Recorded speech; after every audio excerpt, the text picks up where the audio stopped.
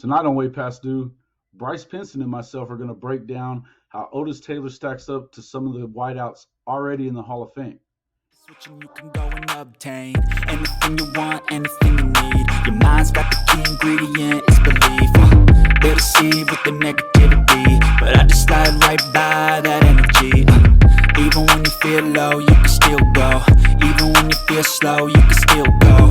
Even when there's no hope, you can still go. I never answer to no, man, I still go. Go, go, go, go, go, go, go, go, go, go.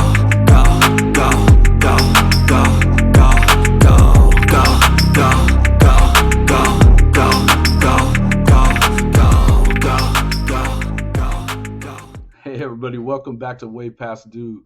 I'm your host Jason Watkins, and we kind of have it's kind of a special treat for me tonight.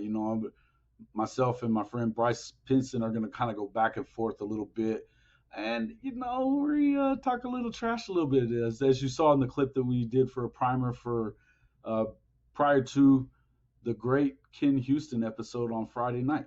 I hope everybody enjoyed that as much as I did, man. That's to be able to sit and talk football with probably one of the best players to ever play all time. I mean, he's a top 100 NFL player, generally considered the best safety to ever do it. So, but to hear him say the things that I see about Otis Taylor on the video and express just how amazing he was. I don't know about you guys, but to me, seeing that and hearing him say how, that comparison about Muhammad Ali, Jim Brown, Otis Taylor, all kind of being in that same level of athlete where they're just that far ahead of everybody else it was pretty impressive to me. I don't know how the Hall of Fame voters wouldn't get that right. But again, way past due for Otis Taylor to get into the Hall of Fame. Let's go ahead and get into it with my friend Bryce Pinson. Stats combo. We're going to talk a little trash tonight, but you guys enjoy it, okay? Hey, while we're thinking about it, if you're enjoying what you're seeing so far, we got to get some subscribers. Smash the like button and subscribe to the show tonight because, we're putting a lot into this. It would help get us out there and build that momentum that we're looking for. So, like I said, without further ado, we're going to go ahead and get started, but hit the like button. Let's go. Bryce, a good friend of mine. Sometimes my best enemy. When we're talking quarterbacks, it's generally the case. But Stu loves Baker Mayfield. It's nuts. When it comes to Otis Taylor, we are in agreement here. For 42 years, he hasn't gotten into the Hall of Fame, and because of these stats. So we're going to go into it and get through that. We are on the same page. Let's go with this. Welcome to the show, Bryce. Thank you, Jason. Thanks for having me, man. I'm impressed by, how you feel and your energy towards getting this guy in, man. Kudos to you. Kudos to your team, man. And let's get this guy in. I agree, man. I agree wholeheartedly. Just kind of what I was just saying in the intro there. A lot of the, obviously the whole narrative it started with, his stats aren't good enough. And then whenever people started being able to get on the computer and see that they were, you don't have to go to the library anymore or go look at microfiche. Then they see that it is, those first few years he was playing in the AFL and they were inferior. That's crap also because, first 8 Super Bowls, 4 of them went to original AFL teams. The only real superior team when it all started was the Green Bay Packers. I think that's pretty obvious. So, and then when, it's funny, we talked to Ken Houston yesterday and the day before that, and he said that he kept saying, we loved it when we played against NFL teams. They were slow. He was like, they were all slow. 3 yards in a cloud of dust. So, and he actually played with Otis Taylor as well at Prairie View A&M, and then he also against him in the league and stuff. And this guy's a top 100 all-time player, greatest safety, arguably, of all time. I'm listening to him if he's saying that he's the best he ever played against. So, absolutely. We're going to jump into a couple of comparisons, though. That's what this show is going to be about. We're going to take a look at some guys like Fred Biletnikoff, John Stallworth, Charlie Taylor. We might even go a little bit into Lance Allworth. Now, obviously, Lance Allworth and the guys that are in the Hall of Fame, we are not here to disparage them or to say that they don't belong there. What we're here to say is that we can show you how if they belong, so does Otis. Again, there's a lot of reasons. You could go away from stats and we could still show. All you got to do is really look at the video and you can see that this guy belonged. But that being said, since everybody wants to talk stats, let's talk about some stats. Absolutely. And by the way, just to talk about Lance Allworth too, like, yeah, we're going to talk about stats, but like we say, stats do lie. People say the stats don't lie. Stats do lie. And my eyeballs, I've seen both of them play, through highlight reels and stuff like that. My eyeballs tell me Otis Taylor is absolutely as good as Lance Allworth. Now, when it comes to stats, I think that coaching staff was ahead of their time. So, Powder Blues, baby, it was beautiful to watch. Yeah, they were something else, man. And that's the whole thing. Obviously, I think that their problem that they had was more defensively. But I know that when you read some of the book with Otis Taylor's book, he talks a lot about, had he played in some of these other offenses, and even in his own words with what he says about Allworth, he calls him one of the greatest receivers of all time. I agree. But he said that I didn't run out of bounds. I should have been in the group with Charlie Taylor or Fred Biletnikoff because I believe I did as much or more for my team as they did for theirs. And I would rather be Otis Taylor with a championship under my belt, a Super Bowl ring, with my great teammates, than I would be Lance Allworth as one of the best receivers all time and in the Hall of Fame. I agree. I've heard the argument that I don't have the numbers. Well, football isn't all numbers, and I did catch 410 passes for 7,306 yards, scoring 60 touchdowns. He's got the numbers. Yeah, that was in a predominantly ball control running type team. When I played, most of the other teams in the league threw the ball around 100 times more per season than the Chiefs. Not that it's important, but if Lenny Dawson was throwing me the ball 20 or 30 more times a year, my numbers would be bigger. Yeah. No, I love that. That's a fair statement, I agree. And even like my comparison about Andre Reed, this dude played with Jim Kelly, dude. Like his stats aren't there. And he played with Jim, but his stats are right there with Andre Reed. Andre Reed's in the Hall of Fame 30 years later. With Torrey Holt, same deal. I'm going to say the same thing about Torrey Holt. Torrey Holt played in the greatest show on turf for years. Yeah. They had 3 guys in 2000 that had 80 catches. But still, like he compares with Andre Reed. I think Torrey Holt's stats are going to be like that of Allworth, which is incredible on Allworth. But then if you look 16 games to 14, also, you're right, and that was the big comparison on Andre Reed. I mean, yeah, that 2 extra games, bros. It's huge. It's huge. Right. It is. And when you start getting into a 10-year period, there's a lot of guys that, out of everybody that maybe has more. You were saying earlier how you feel like yards per catch, yards per game are important.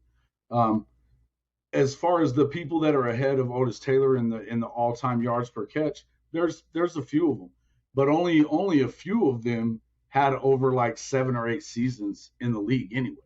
So yeah. I mean, to do it for 2 or 3 years or 5 years or whatever is one thing, but to average almost 18 yards per catch for over 10 years, it's nuts. It different is game. I mean, altogether, it's a different game. It's not apples to apples. And that's the whole thing that I feel about it. Talking about guys that are playing in an era that like Jerry Rice. I mean, come on. Imagine he was still. I watched him again the other night, and good grief, he was filthy. He'd catch that little short pass and take it to the house.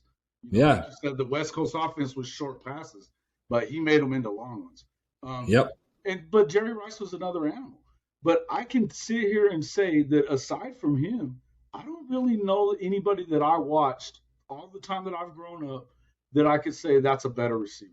And that includes T.O., that includes Randy Moss.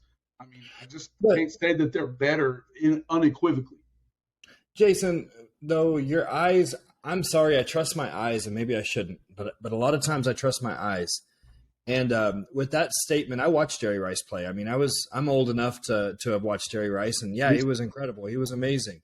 But bro, Calvin Johnson was incredible. He was amazing. Otis Taylor's incredible. He was amazing. The first comparison that I gave to Otis Taylor was Calvin Johnson. Yeah, like that. Like my eyes tell me those guys are as good as Jerry Rice. The difference sometimes, and I like to give this comparison whenever I talk about like receivers, like and I don't want to go off the deep end too far, but just to talk about that receiver that just got traded from the Chiefs to the Dolphins. What's his name? Hill, yeah. Yeah, Tyreek Hill. Tyreek Hill plays with Andy Reid. Tyreek Hill plays with one of the best quarterbacks in the league. Like him moving team, like that's going to tell us a lot about Tyreek Hill. And I'm sorry, I just don't think he's going to have it.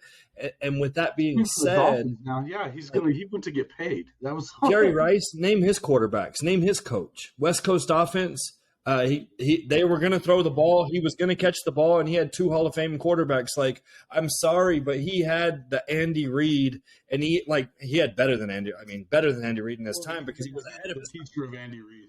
Yeah, there you go. And it was ahead of his time. Like now everybody's kind of running that stuff. Back then it was like, hey, let's figure this crap out. Like I don't understand it. Yeah, listen. And I mean, but the other thing that if you remember Jerry Rice that you want to be careful about is that guy outworked everybody too. So it wasn't just because he had a great quarterback. It wasn't just because he had a great coach.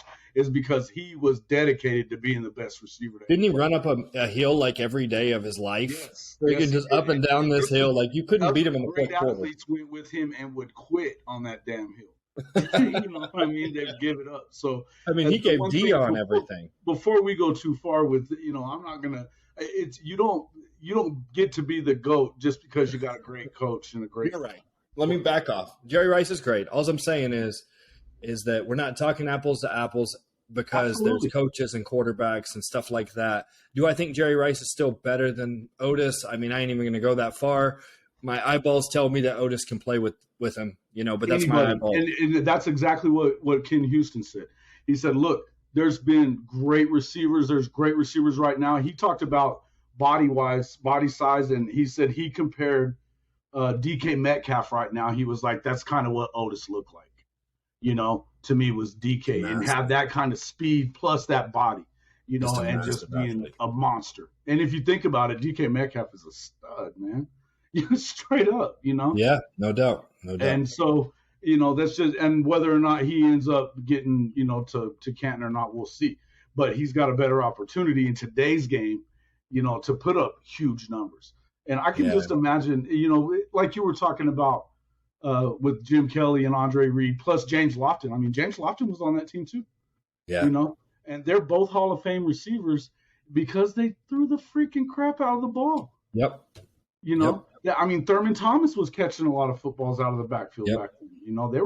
They were chucking it. And then even the dynamics, you even take a step back, and I mean, you got Thurman Thomas. I won't even go into it, but I mean, just like the whole Todd Gurley effect, whenever Jared Goff didn't have Todd Gurley compared to whenever he did what he did for the Rams, like, man, it's a different animal. And I'm sure the Chiefs, they ran the ball well, and he had those openings. So I'm not even trying to go into that. But there's just so many dynamics that go into this stuff that you can't just say, well, stats are the only thing that matter. That's all I'm trying to say. Sure. It's not just stats. Stats don't lie. He's got the stats.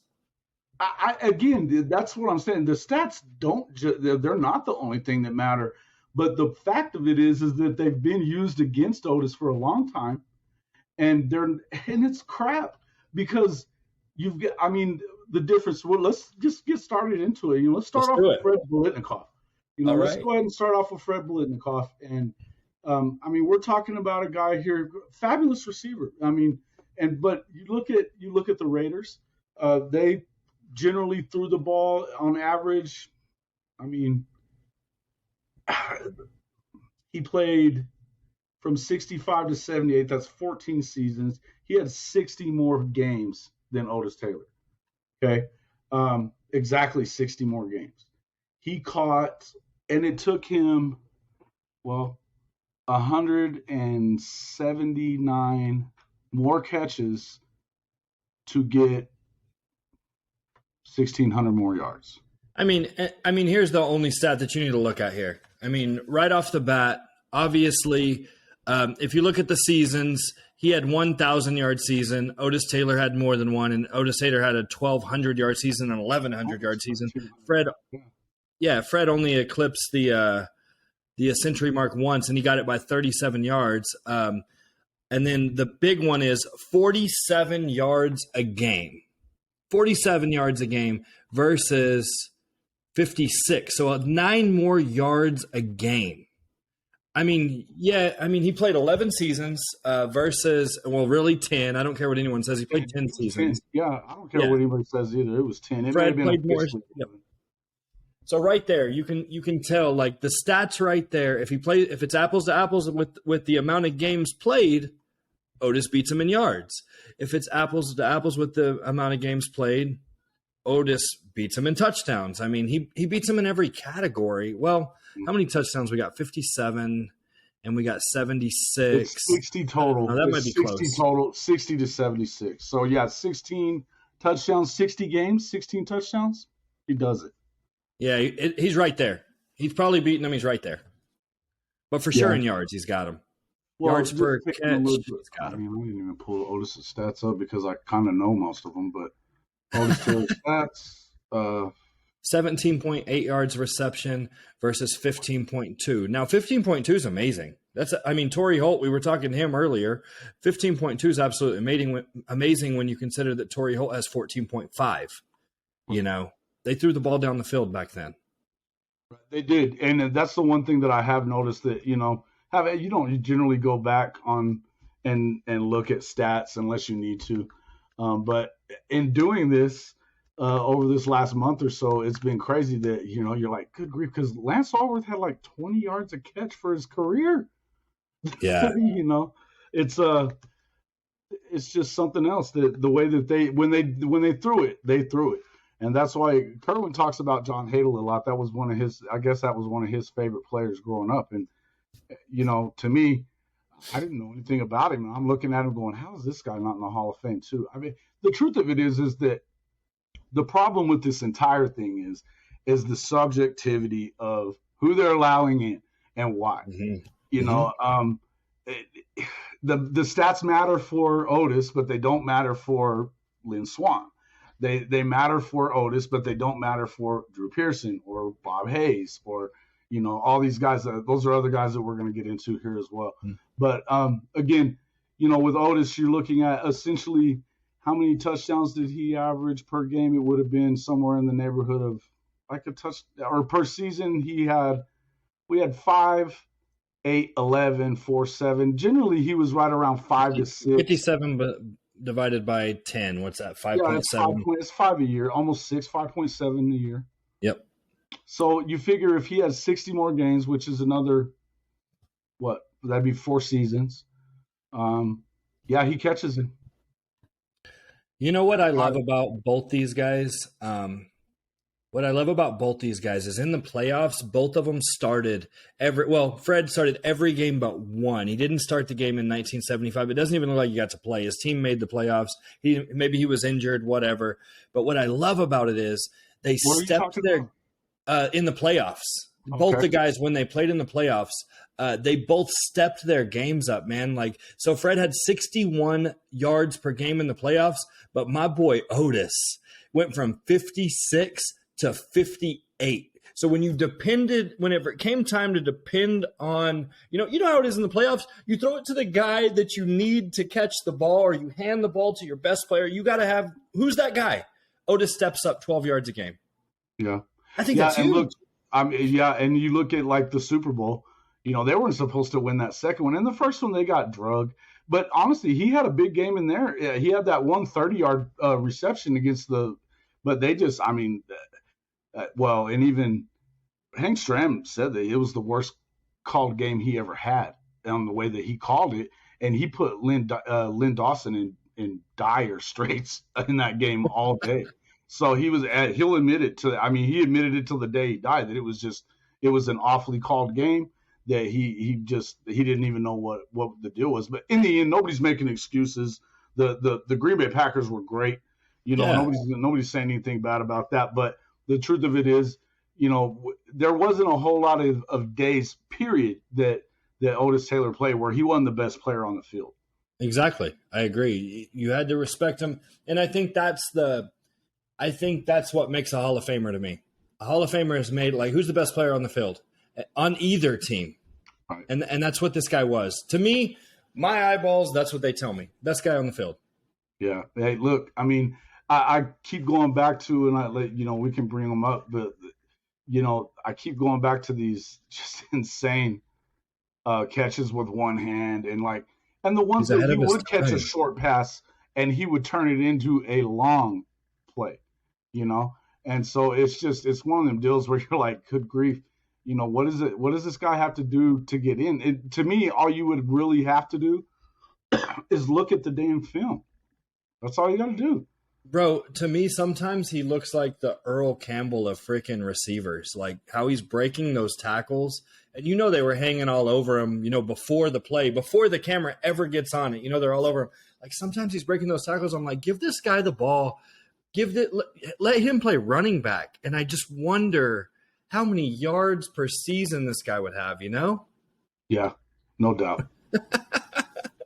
He's nuts, man. I love that you have the highlights. Yeah, look at this one right here, too, dude. He's like, they're all over him and he makes that catch. Oh, my gosh. Like, who does that? Look at that.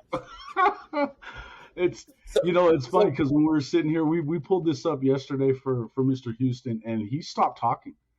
He stopped talking and started watching. This is my favorite play right here.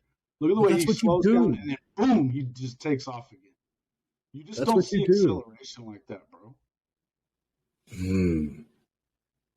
And big. But look at the separation that he'll get right here. Bang. And the guy was probably, like, they won't call a holding like they would now. Like, that guy's holding all over him, Yeah.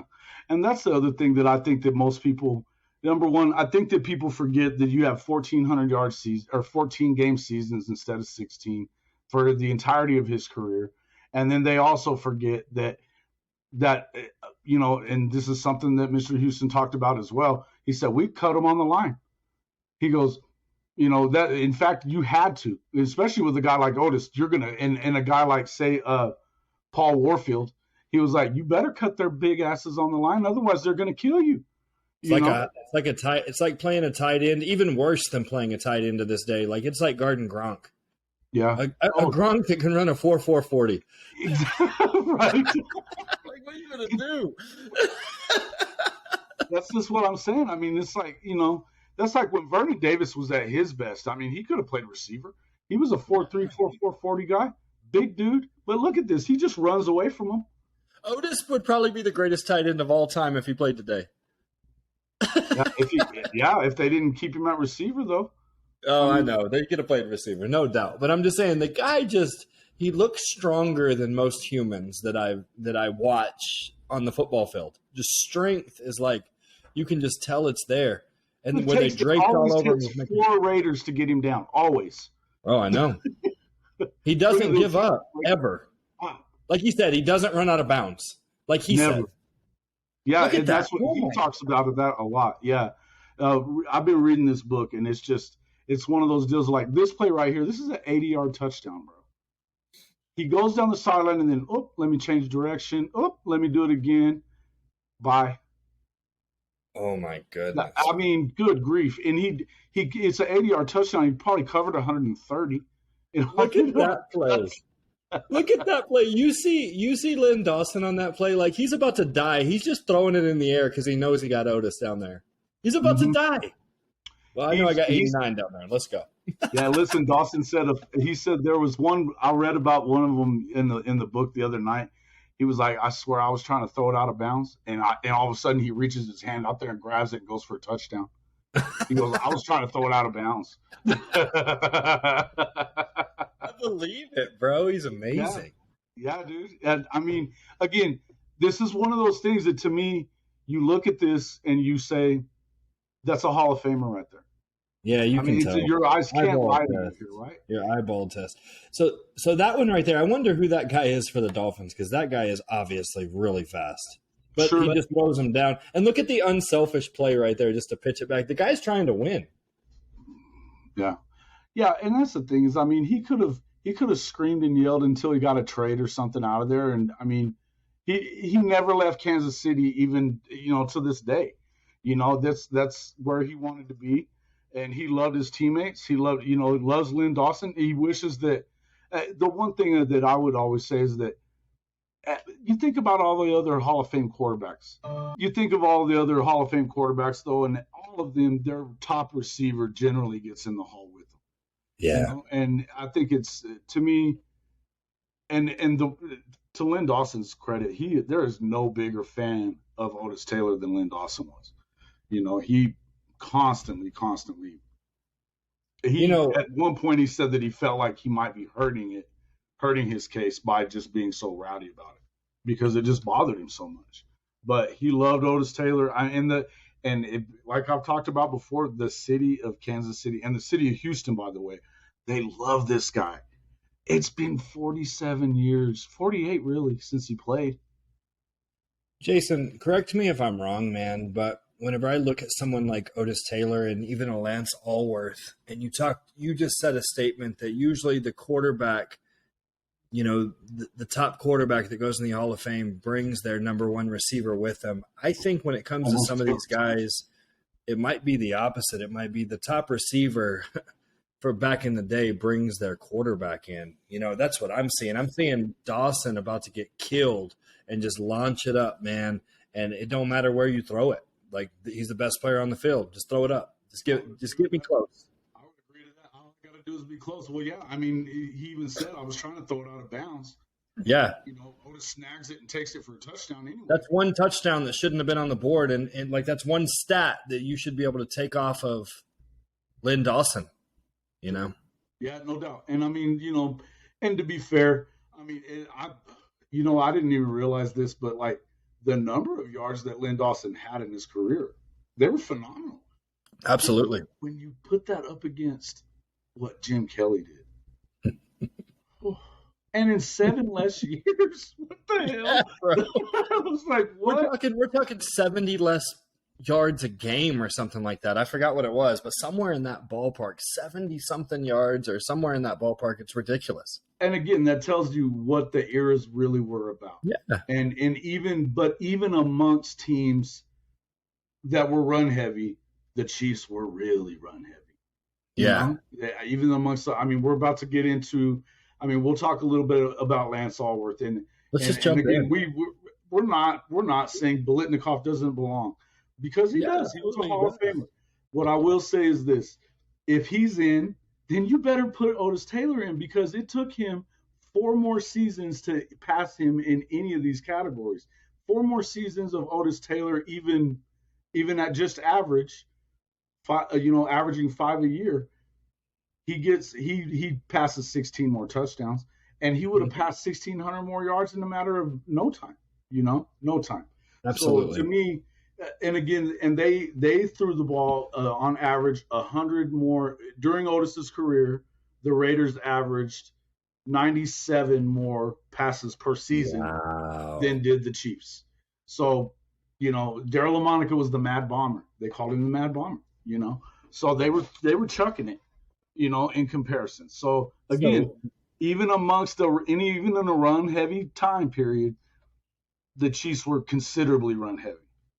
One thing I like to do in my head, and I know we're about to move on and I'll stop, but one thing I like to do in my head whenever I'm comparing two players is I like to say, okay, let's swap their teams, let's swap their coaches, let's swap their situation, let's swap everything in the comparison, and what does my imagination say would happen? And I think in the case of everything that we've learned about Fred and everything we've learned about Otis, I think that Otis would probably have even better numbers. He would be a better, like, statistics wise. Well, you figure, just look at their yards per catch. I mean, Biletnikoff had 15.2. Yeah. And we're looking at that's more almost 3 yards difference. Yep. And we're looking at more receptions for Otis, period. Yeah, definitely. I mean, and overall, what he had 179 more receptions. So let's just say Otis had another half of that. That'd be another 90 catches in his career. That's at 10 yards. Even at 10 yards would be another 900 yards. He's at 17.8. So I mean, you're looking at, he's going to have at least another 1,500-1,600 yards. right there. Absolutely. So yeah, it's again, this is where we talk about, if you want to sit here and talk about statistically he doesn't match up, then you're Why is full this of crap. guy in? Yeah. Why is Fred in then? If he Yeah, doesn't, if that's the case, then Biletnikoff doesn't belong in either. And things that he put his body through, not ever going out of bounds, not ever worrying. He sacrificed his body on. I mean, we see the video. I mean, he just busts right through people. The guy could dance in a phone booth and never touch the glass, or he might bust right through it. I think he'll probably bust right through it. he didn't care. You know what I He'd be mean? like Houdini, but you ain't got to lock it, bro. He's coming out. Right. Yeah. It's like getting a grizzly bear inside of one. Yeah, good luck. That's right. Yeah. It's to me, it's just so, again, this is where it bothers me. And I mean, look, man, you were born after me, but I was born a year after he retired. I didn't know about Otis until a couple months ago. Me neither. And so, and obviously this is an information time where we've got everything at our fingertips, and I'm grateful for that. Yep. But that being said, it bothers me how much these narratives they've evolved, but they've all basically, it's excuses to not put him in, and it's bullshit. Okay, it is. It's just bullshit, and it's no reason why this should be going on anymore. Somebody on the Facebook group they keep saying it's football politics. I'd love to know what she's talking about because I feel like I know what she's talking about. But I'd love to hear what she has to say because she was around during that time. You might need to get her on the show. Yeah, I'd love to hear it, but she doesn't want to. Anyway, that being said, Stallworth. Let's go with John Stallworth, a 4-time Super Bowl champion. He didn't start during all these years. Yeah, I was about to say, the first 2 years, he was a rookie in his first year. He wasn't really a starter. I mean, that first year, he averaged 20 yards a game. He had 16 catches all year. He had 20 catches the following year. That tells you something about Pittsburgh. That team was really good without him. Right? Yeah, everywhere, right? Yeah. I mean, and let's not forget, their defense was just unreal. Absolutely. They, as great as they were offensively, they didn't have to do much on offense. They didn't. Yeah, so I think it's safe to say, if I was just guessing based on what I'm looking, those first 2 years, John Stallworth wasn't even the best player on his team, much less the best player. He ever was. Yeah, and I agree with that. But much less the best one player time on the he was field. an All-Pro. He was an All-Pro once. Okay. That was in 1979. He 3 Pro Bowls. And now the Pro Bowl selection process changed a lot from 70 to 80. So, okay. I mean, we don't have to go there so much, but just for instance, I mean, I'll tell you this, for a guy like Otis had 3 Pro Bowls as well. This guy had 3 Pro Bowls, but you look at a guy like, somebody else we've been talking about that should be in the Hall of Fame that isn't, Lamar Parrish. The guy had 8 Pro Bowls and 3 All Pros, and he's never been spoken about. They don't even talk about him. And he was an amazing corner. I think, Ken Houston, 12 straight Pro Bowl appearances. 12 straight. Wow. And you get to talk to him. That's so cool, dude. He was something, man. He was super cool. Super cool, man. The great Ken Houston. Unbelievable. So kind of looking through this again, you're looking at Stallworth. I mean, he had a couple. Yeah, I mean, he had some 1,000-yard seasons. Lynn Swann never did.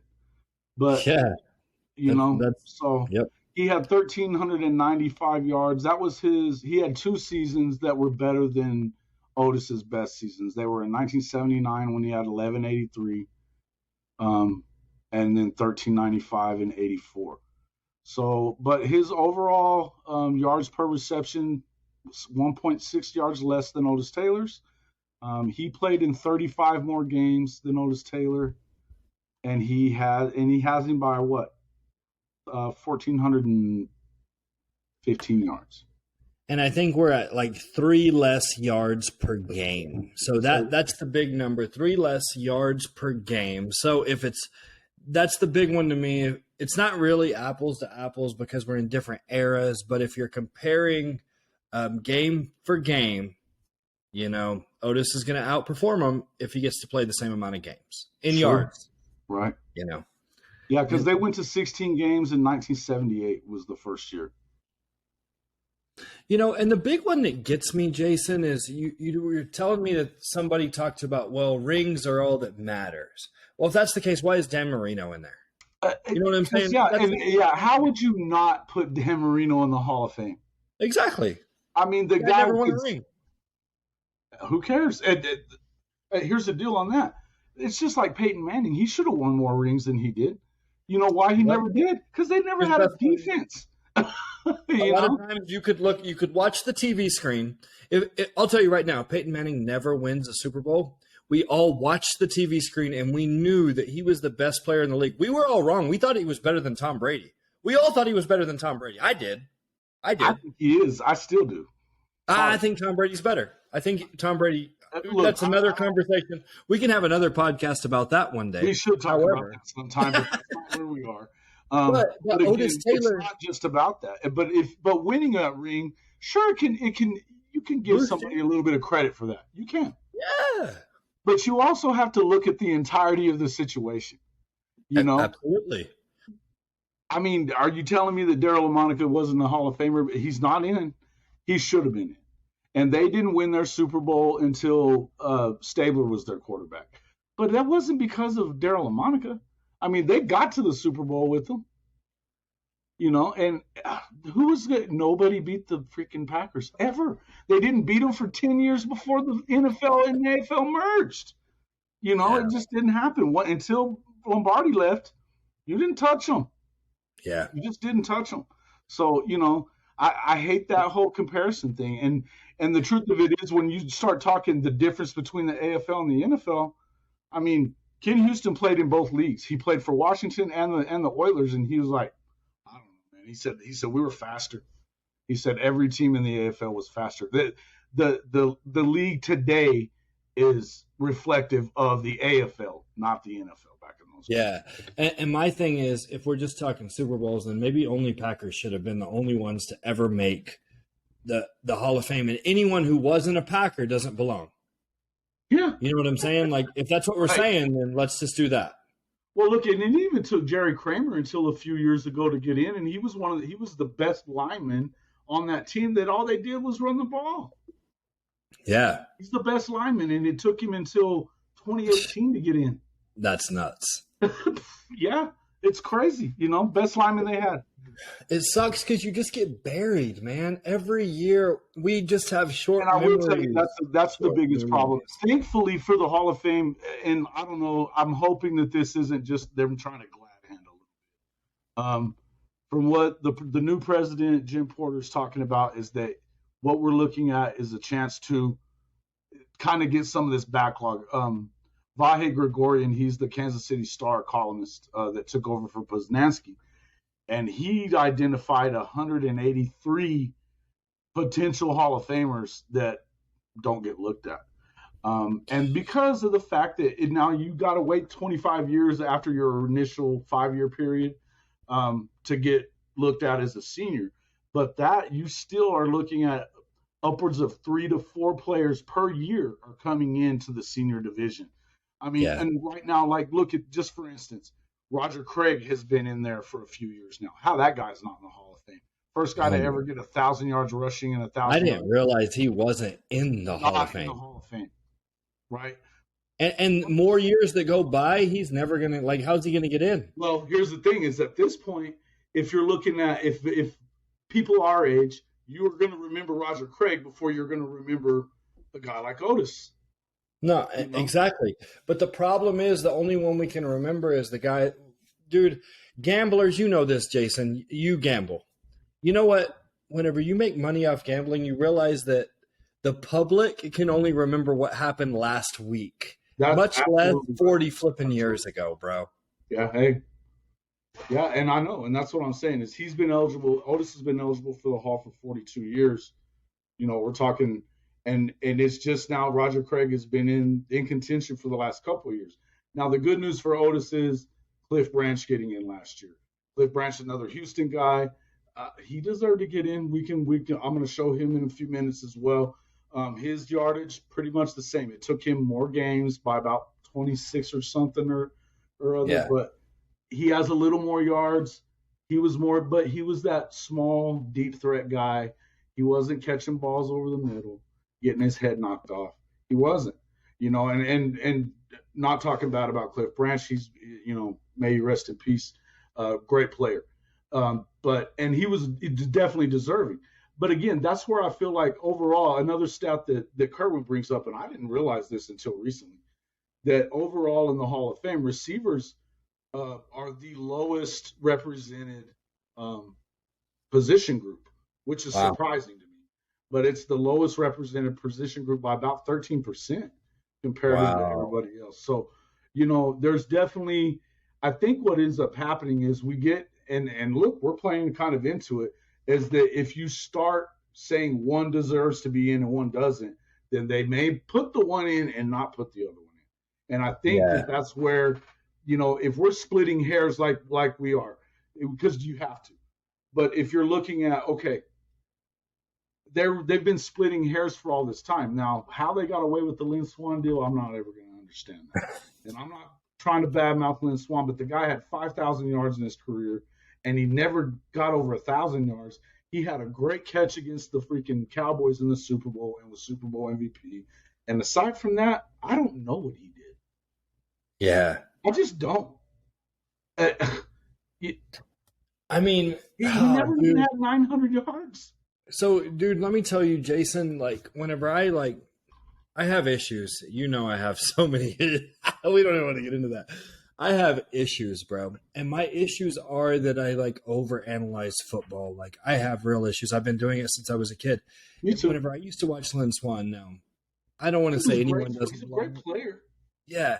But my thing is, when we're talking about hands, the guy never caught the ball with his hands. And that's a big red flag to me. Your catch radius, this guy's always catching the ball with his body. If I'm playing fantasy football, this is how bad I am. If I'm playing fantasy football and a rookie's coming out and he never catches the ball with his hands, I don't want that guy. Right. I'm sorry, Yeah, I don't. I have get it. issues. And Lynn Swan was that guy that everyone's oh, he was incredible. And I watched the film and I'm did he catch? He was good, but Yeah, I know. And he could jump. He had all the athletic ability that you needed. He was an incredible athlete. I'll give you that. But sometimes I'm dude, could the guy catch better than most players that I see? I don't know. I don't think he had the hand. Think about it. Here's the one thing that I'd say is that I can't. There's not a guy that I think would be completely 100% better. I know he's better than Otis Taylor in today's game. If Otis is playing today, there's a ton of guys I take before I take Lynn Swan. Let me play devil's advocate though, real quick. Let me tell you, if you just look at the let me go to that season. If you go to the 1975 season and you go to the playoffs in the 1975 season, guess who started over John Stallworth? Yeah, they loved him there too, man. Pittsburgh thought at that time, that Lynn Swan was better than John Stallworth. So me and you, we don't see it all. We don't see the blocking. We don't see everything else. We just watch. Our eyeballs tell us one thing. And my eyeballs tell me that John Stallworth was better than Lynn Swan, but my eyeballs also tell me that Otis Taylor was better than both of them. Oh, yeah. Oh, I mean, look, and again, pardon us, we're not bad-mouthing you guys. Lynn, bring it in. Both of them should be in there. That's fine. I agree. If you took Lynn Swan out, I would be. I think he should be in. I'm not saying that. I agree too. I'm not saying that he doesn't. I mean, when you are a part of that 4 champion, there's something about having this nucleus of guys together that won 4. It's hard to freaking keep them out. Okay. Yep. But that being said, and let's not discount this either. That the Kansas City Chiefs were dominant in the 60s. They won 2 AFL titles in addition to winning the Super Bowl. Really it was 3, but whatever. Anyway, they won 2. They had a third with the Super Bowl. They went to another Super Bowl and got beat by a better team. But these guys that was and they were also in the longest overtime game in history, losing to the Dolphins that year. What was that, 1971, the MVP year for Otis. They lost the longest overtime game in history to the Dolphins, who ended up winning the world championship. I mean, they very easily could have won that overtime game. There was any number of chances for both of them to win. The Dolphins came out and won it. But what happens if they win another one? What do you think about Otis then when he won the MVP for the UPI, was second to Jackie Slater? How crazy is it that a lineman won the MVP? I know, bro. But that's the thing that blows my mind. Like, you start talking most valuable player in the league. There's only 2 guys that played receiver that you can have that conversation about. You can't say Calvin Johnson. You can't say Terrell Owens. You can't say Julio Jones. You can't. What is that guy we're talking about for saying Lance Allworth? You can't say Lance Allworth. Mm-mm. You can't say Lynn Swan. You can't say none of them. Mm-mm. There's 2. Otis Taylor. Yeah, there's Jerry 2 Rice. guys. And How is that guy not in the Hall of Fame? I don't know. And again, Kerwin, he's the one person that I and I know maybe you would too, but I wouldn't. I'm not gonna go so far as to. I wouldn't. I'm a Niner fan. I will not talk bad about Jerry Rice. It's not happening. And I watched film the other day just to see how I could compare my eye test on that. And Jerry was still the man. That being said, Jerry wasn't getting his head knocked off either. He would run a smarter route. He was a great route runner. That was the biggest thing with Jerry. And he was faster. And he wasn't faster, but he had football speed that's different than 40 speed and everything else. But again, aside from Jerry Rice, though, I cannot tell you a player that I've watched on film or in person that I'm like, yeah, he's better. Yeah. And again, I can't imagine that. I was a sports writer for 10 freaking years. I've been watching football from high school to the pros for a long time and analyzing it. I know what's a good football player and what's his. I watched Texas high school football, and I knew the quarterbacks that were going to end up in the league. I was right. The ones that ended up there did. I knew that they would. I knew that Vince Young was not going to make it that far. So, hold on. As great as he was in college. Holy crap. Tell me this. I can't go here, but I'm going to. When Baker Mayfield's at Texas Tech. Oh, do not start with All right, I'll stop. Moving on. Hey. do not start with me. Anyways, so here we go. I just wanted to bring one thing up because the way you described Lynn Swan. So just answer this question, and I think I know the answer, but I don't know if I do. Is Alvin Harper in the Hall of Fame? Nope. Okay. No. He was good. He was good for a stretch. He was incredible in the playoffs. Absolutely. 72 But he was also 70-something yards per game in the playoffs where Lynn Swan. I would have immediately said no just because I know of him from the one Super Bowl. Like Lynn Swan averaged 56 yards in the playoffs. And I guess Alvin Harper only averaged 65. So I was wrong. I thought he had 75. Either way, still good though. No, he was incredible. So whenever I compare to Michael Irvin though, let me ask you that. How does he compare to Michael Irvin? Give me 1 second. Dude, I love stats, bro. I've been a stat. Oh, you do. That's why you're here.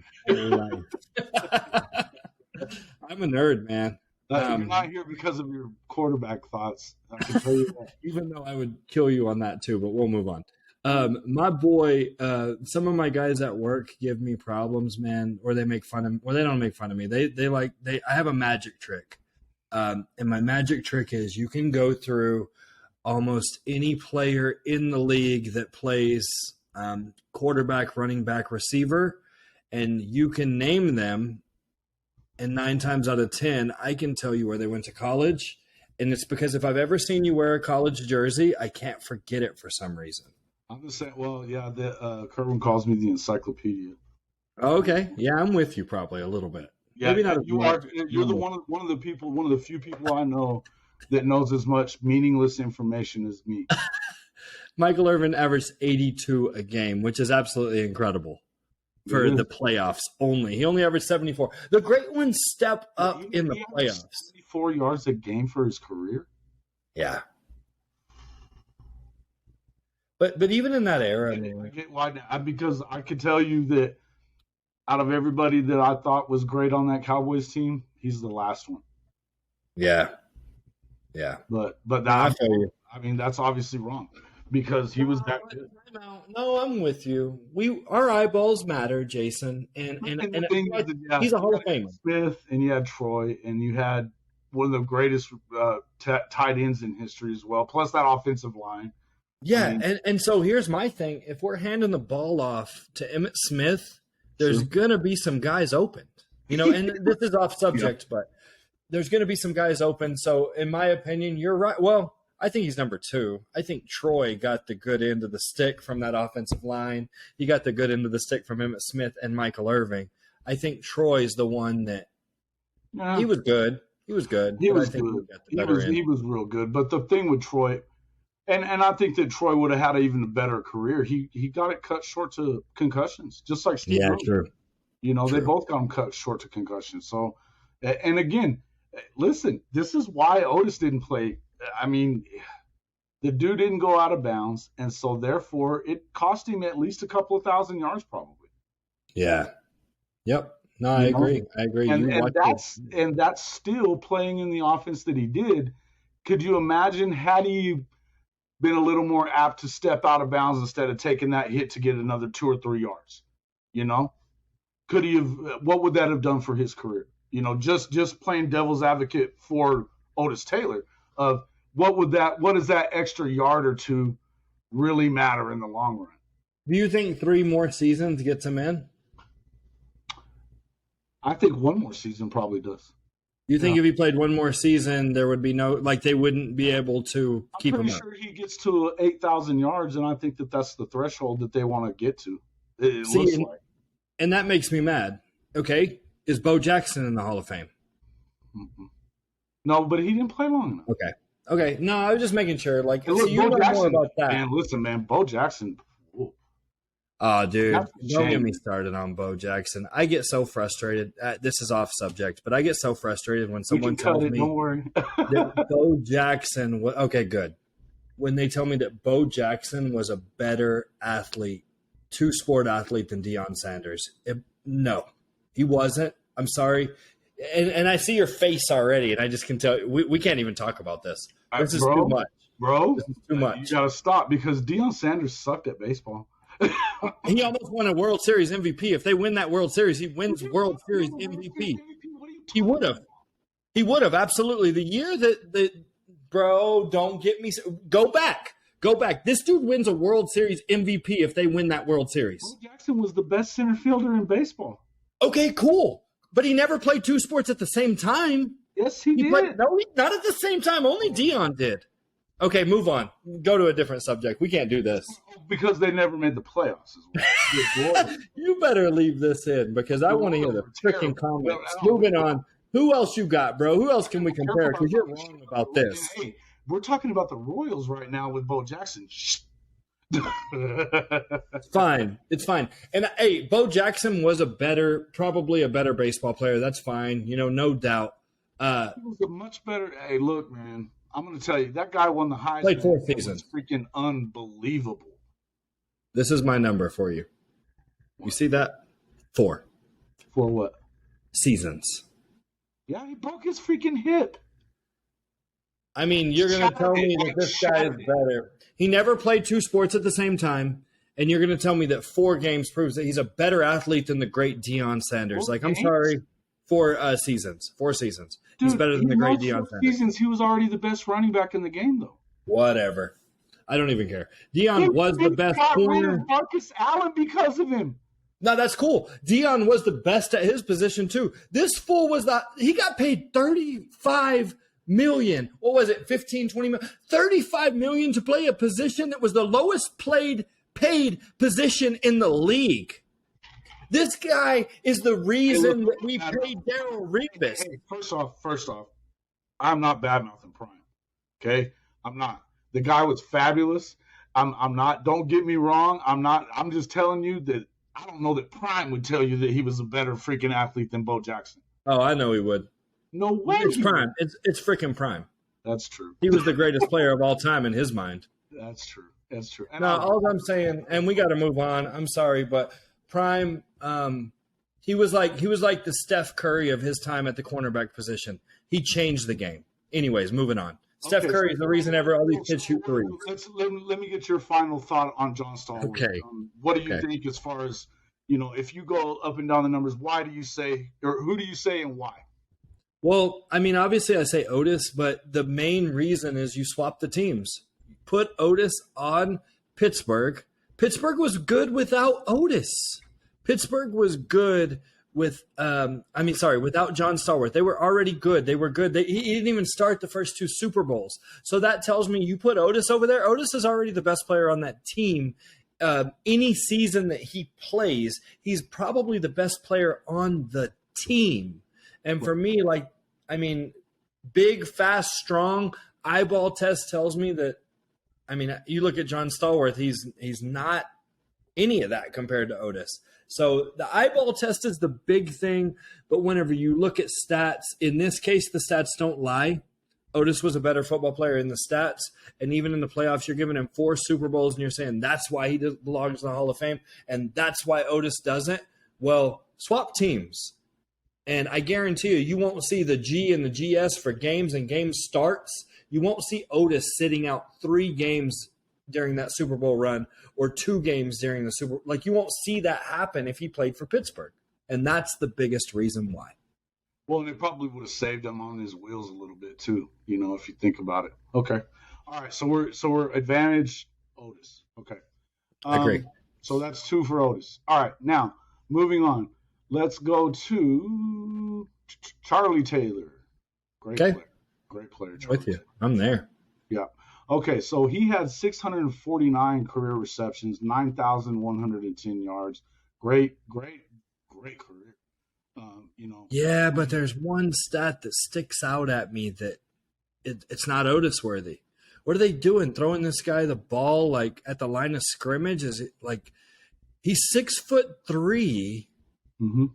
I don't know. It must have been the offense. He played running back for a few years too. That's a big thing sticking out on him. He did play running back his first 3 seasons. But, okay.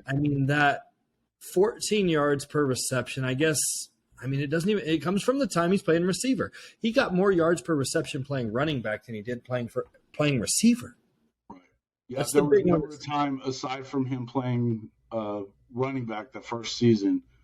And that was he started all the games too, but he had 15 yards per reception, and even that's one of Otis's low years.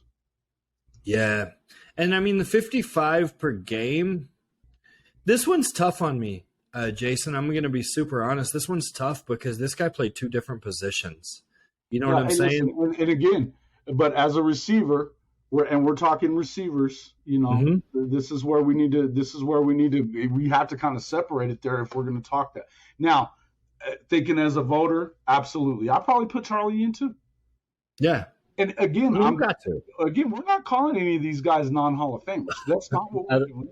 Nope. What we're saying is, were they worthy of going in first, or them and not Otis? No, and to me. We're going to continue. Let's continue on with Charlie. Now, he obviously, let's see, he had 79 touchdowns. He played in 165 career games, and 157 starts. That's pretty salty. Great player, man. But 1 All-Pro year, 79 touchdowns. He played in 165 career games. And 157 starts. That's pretty salty. Great player, man. But 1 All-Pro year. Again, he had a bunch of Pro Bowls. He had 8 in Reno. Mm-hmm. 5 playoff games, bro. No Super Bowls. And I'm not saying, again, that doesn't keep you out. Get him in. This guy deserves to be in. Yeah, Washington didn't get good until the 80s, man. Yeah. They were good on Tecmo Bowl, I feel like. No, they weren't. They were. They were. Speaking of, hey, I know how big a Madden guy you are. So Ken Houston is a 99 on Madden. Oh, is he? Otis on Madden?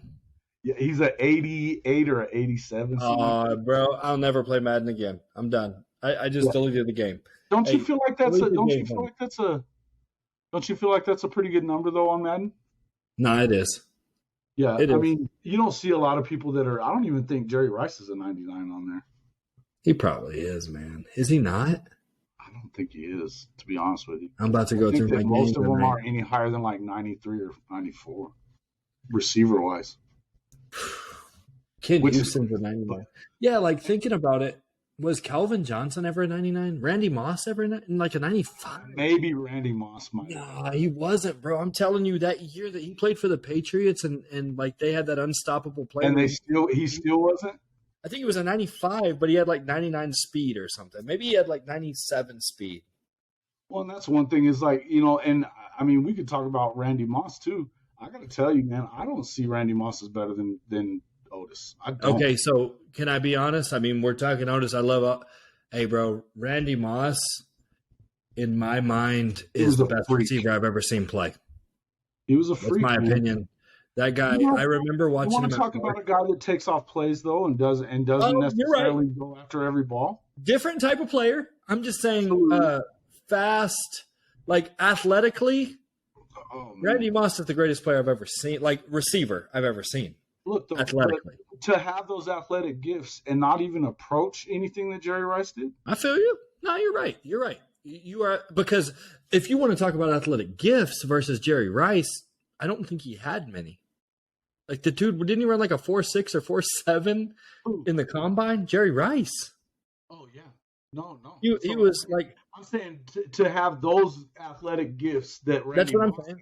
I'm with you. And to have, or T.O. even, and T.O. was closer to him in a lot of things. He's number 2 in pretty much everything.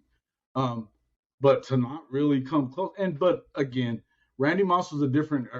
Jerry was a different animal than the rest when it came to work. Yeah, sure. He just was, man. You just don't see. And I think that T.O. worked his ass off, but I don't think that anybody outworked Jerry Rice. They just didn't. He was that guy. And whenever I say Jerry Rice, I mean Randy Moss, I'm talking about my eyeball test. But then again, you talk about those years at the Raiders, man, and this guy just didn't want to play. He played with the Niners that year that they went to the Super Bowl and threw a temper tantrum to Colin Kaepernick and freaking basically sat out for half of the game. I mean, we're not talking about attitude. You got a chance to get your ring now. And you freaking go sit down because he threw the ball. Playing? Who are they playing? Shut up. I think it was like the Baltimore Ravens. I won't say like Baltimore Raven. Okay, moving on. This guy's a Ravens fan. I don't know. But anyway, let's go. All right, Charlie Taylor. I'm going to end up cutting a bunch of this. Let's go. So Charlie Taylor, the one thing I'll say about Charlie Taylor, he had one season over 1,000 yards. He had 1,119 yards. That was also in 1966. That's the same year. Playing running back. He was playing running back, and that was but that was more or less as a receiver. I mean, yeah. Like how are you listed as a running back? He had 260 yards on the ground. You're right. He's listed as a running back, and even like 67 and 68, he's listed as like a left end, or what's LE? Is that like a type of running back? I guess it's another receiver, but I don't. Yeah, I guess it is. Like that's the thing I don't understand here. He was a receiver. Yeah, I think you're right. Bro. I mean, look at that. Even his first couple of years, his first season, he had 199 attempts on the ground. Then he had 145. But then he had 87. Yeah, but 87? He caught more. He almost caught as many footballs. I know, but still, like, look at the next year when he's listed as a receiver. Look at the next year, 0. Mm-hmm. Like, they had a weird style offense that we need to go back and look at probably. I don't even remember this guy, but looking at him, I mean, let's just go off of this. Let's look again. He averaged 11.3 yards per reception. That's six. No. 14.0. 11.3 was his final year in 1977. This is his final season. My fault. Yeah, Yeah, I almost did that too. I wanted to do that too. 14 point. Okay, so he's still almost 4 yards Yep. less per reception. He's a He yard just had a yard less per game. That's not a ton, but it's over a long period. I guess it kind of is. Overall, he played 35 more football games than Otis Taylor. I believe that this guy is a Hall of Fame player, particularly the fact that he had, he had an 800-yard rushing year on a crappy team. So, as adding that with his 1,000-yard or 1,100-yard season in 1966, which that same year Otis had 1,297. Reception-wise, he's way up there. He's got over 200 more. Mm-hmm. But again, he played 35 more games. That's still, I don't know. It was a dink and dunk offense. You can tell by the yards per reception, and the fact that he played running back for so many of those receptions, even in the first 2 years, not counting that third year where he went over 11 out of the backfield and throwing a lot of little slant patterns and things like that. Like this guy, you know what this has made me do? It makes me want to go back and watch these highlights a little bit, and I want to check this guy out and look more into him. This is the first time I've heard of this guy. But this guy has some cool stats. I'm very excited. I'm interested in too, and I've never really heard everybody that I hear talk about this guy, including Otis Taylor in his book, is that he feels like he's his kind of player. Wow. That he should be compared to what, he was one of the people in that quote that I read you earlier, was that I did as much for my team as they did, because Otis would get a lot of reverses and things like that where they would run into. To give him some opportunities there. But again, overall, I still I would give the nod to Otis here, but only by a bit, because you're looking at overall, he's got basically 1,800 more yards, which and on 200 plus more catches though. So that tells you longevity's got to matter something there too. Charlie Taylor was a great player. Here's where it is for me. You got a guy who is I think this guy's the best player on his team. Charlie Taylor looks like he looks like the best player on his team. But then you look at the team. Yeah. And I mean, they're garbage. You go to basketball, and Zach LaVine is the best player on his team. He has been for years, maybe not anymore, but he used to be the best player on the Bulls. But the Bulls were garbage, and they went to the playoffs a few times, and they did okay, to get maybe a few games. I get it. So all I'm saying is the best player on his team, you trade spots. And this guy probably does well. And the thing is the Chiefs, the best player on the Chiefs, maybe.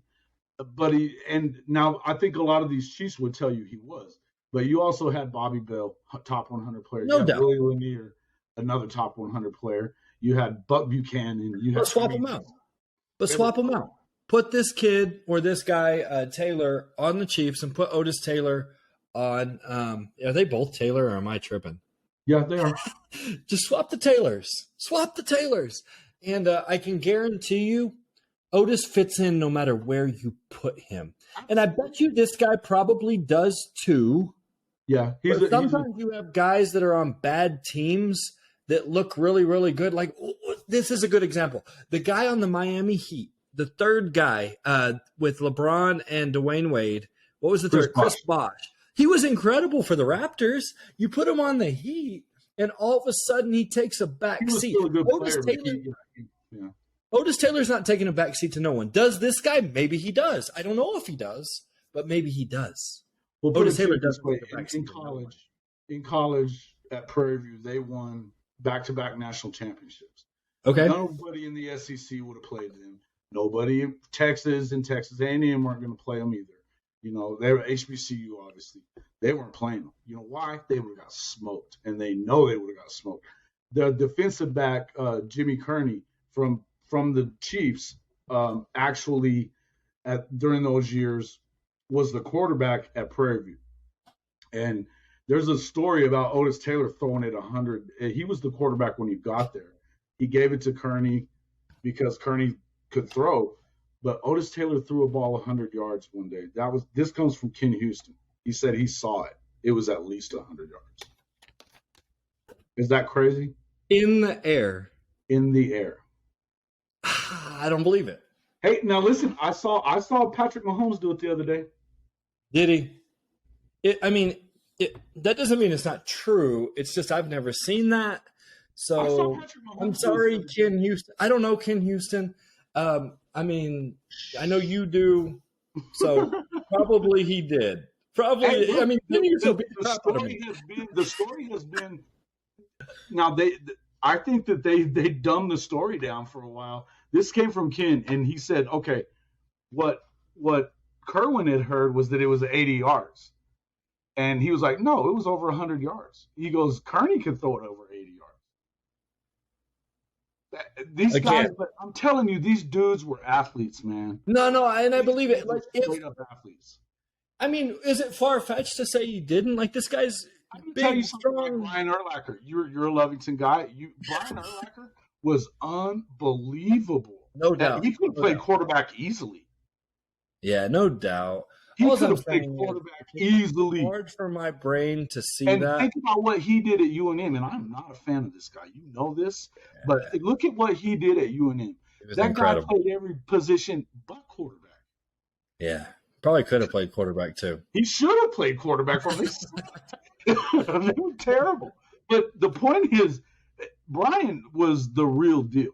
You know, you could see it. I mean, we didn't know what he was when we were in high school playing against him. Didn't. I mean, but I knew he was a bad dude. Yeah. You know, straight up, he could play everything.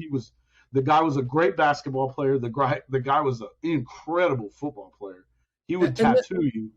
That's the whole thing, Jason. That's the whole thing. Like, we're talking Hall of Famers. And the way you talk about Brian is the way that Ken talks about Otis, is the way that people talk about Otis, is the way that people talk about Hall of Famers, man. Exactly. It doesn't matter. You are exactly 100% right there.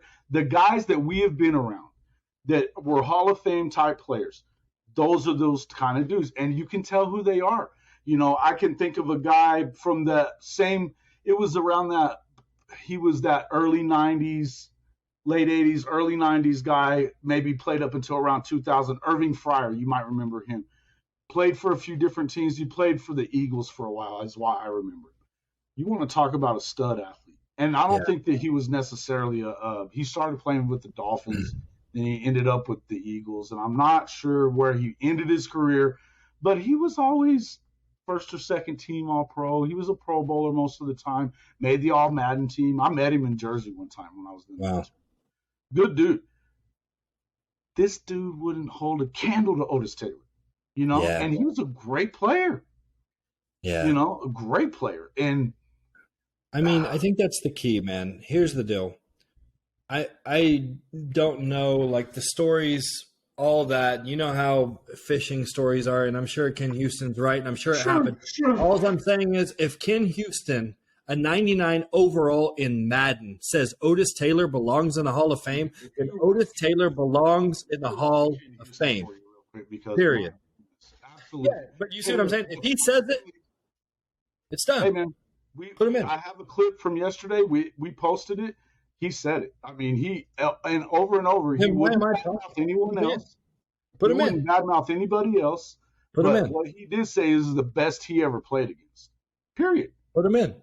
Then that's all I need to know. If you're talking about a guy that's 99 over Madden, folks, on Madden. Guys, I hope everybody's enjoying this as much as we are, because you may not be, because we're a couple of we are having a blast.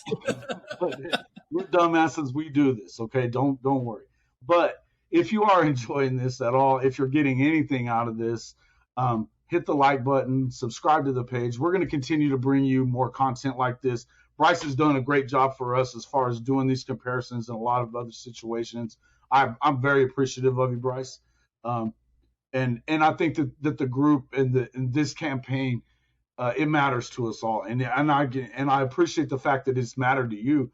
I mean, you know, heck, I was born a year after Otis retired. You were born 10 years after that. So, there's no reason whatsoever why you should have remembered him or why you should care. But it does matter though. And it does matter to you. Justice is important. Because I feel like and here's our thing. Here's my thing, the biggest of it all. The Hall of Fame, how can you have a real Hall of Fame if you don't honor the best players from each generation?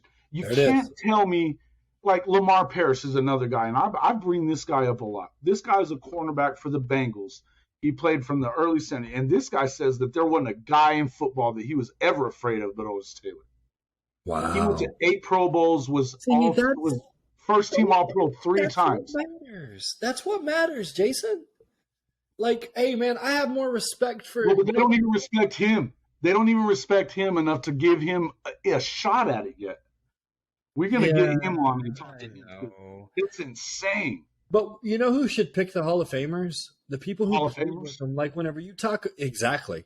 Whenever you talk about... like We've been saying that. One of my favorite thing to watch is that 100 greatest players voted on by the players, the guys that play against them. And you know what? I agree with that. And let me tell you what. Let me tell you why. Look, I've said this for a long time. I was a sports writer for a long time, and I think that the Heisman being voted on by sports writers is stupid. And it's always by a beat writer that gets the Heisman vote. Yeah. Because I'm going to tell you, they watch their teams. The team, it's just like coaches getting votes. They don't watch football. They watch their teams. They watch film of their team. They're not watching, unless they're playing that team, they're not watching them. No, I agree. So when these polls and these different things that people vote on, now, not to badmouth the pro football writers and the guys that are in there, because they do see more football than some. But again, if you're a beat writer from a certain paper or whatever, I like it better if you're a columnist at least, because you're actually watching different sports and not totally and fully just dedicated to your city's team, right? You've got other stuff to do. You're national. Columnists are important. But again, it's going to be from your angle. And I honestly, I just don't know. I just don't know. The one thing I can tell you is this: there should be more Hall of Famers that are voters. That right now they have about 4, I think, that are voters. James Lofton's one of them. I'd have to go through the list, but according to, I know that Ken Houston was actually on the committee for a few years, so he was involved in it a couple of times, and he was pretty straightforward. But I think even he said, he's like, "Who do you think should have a vote?" And we're like, "You." Hey, I agree. Hey, can I tell a story? Yeah. Real quick. So I remember I was in high school. Tell me that Brian Urlacher wouldn't know who to vote for from his era. I agree. And that's what this story is about. Check this out. So I remember, these guys. No one on the show is going to know these guys. So I'm going to try to dumb it down to where, people can understand what I'm saying. Because I'm talking about Lovington football. So no one knows about Lovington. So anyways, I'm in this careers class, and they're trying to get me ready for college. And they're like, what do you want to do? And I'm like, I want to be a football coach. So they're like, you know what? We're going to set up a day where you go hang out with Coach Q. He was our defensive coordinator at the time. And I got to sit a full day with him, and he made me watch film. And me and him are watching film on Midland Christian. Midland Christian, they're a 4A school or 3A school in Texas. We're a 3A school. They're a 4A school in Texas. And we're a 3A school in New Mexico. So we can't really compare to these guys, But we're watching this film, and I, as a kid who's never played this team, and my coach, Coach Q, who has never played this team, we're looking at this team, and we're watching the film, and we're like, wow, they're pretty good. They're pretty good. They got this running back who's pretty good. They got this punt returner who's pretty incredible, actually. It reminded me of another Kansas City Chief, Dante Hall. Like no one could ever touch him. And so he was either going to run out of bounds or he was going to score a touchdown. But we're watching this game, and the whole time we're like, oh, they're pretty good. We match up well. This is what they do on first down. This is what they do on second down. I remember writing the notes. Well, then we put the pads on. If you would have asked me to vote for who the MVP of the game is or who the best player on Midland Christian was before the game, just by watching the game, it would have been a completely different answer than after putting those pads on and having them hit me in the mouth. And I'll tell you right now, there's a kid named Courtney Greer who played at Kansas State. I was fixing to say, I remember that name. Go ahead. He played for Midland Christian. Courtney Greer. He played for Kansas State. I was covering you guys during that time. I think got smoked by Midland Christian. I think it was like 45-0 at the end of the first quarter. Did y'all win state that year? We did. He carried the ball. Jason, look it up. He carried the ball 4 times. I think you probably wrote about this. He carried the ball 4 times. He had 99 yards and 4 touchdowns. I remember that. And they pulled him out of the game at the end of the first quarter. Yeah, they were killing you guys. I mean, we thought we could play with them based on the film. Hey, look, as good as you guys were, y'all didn't need to be playing then.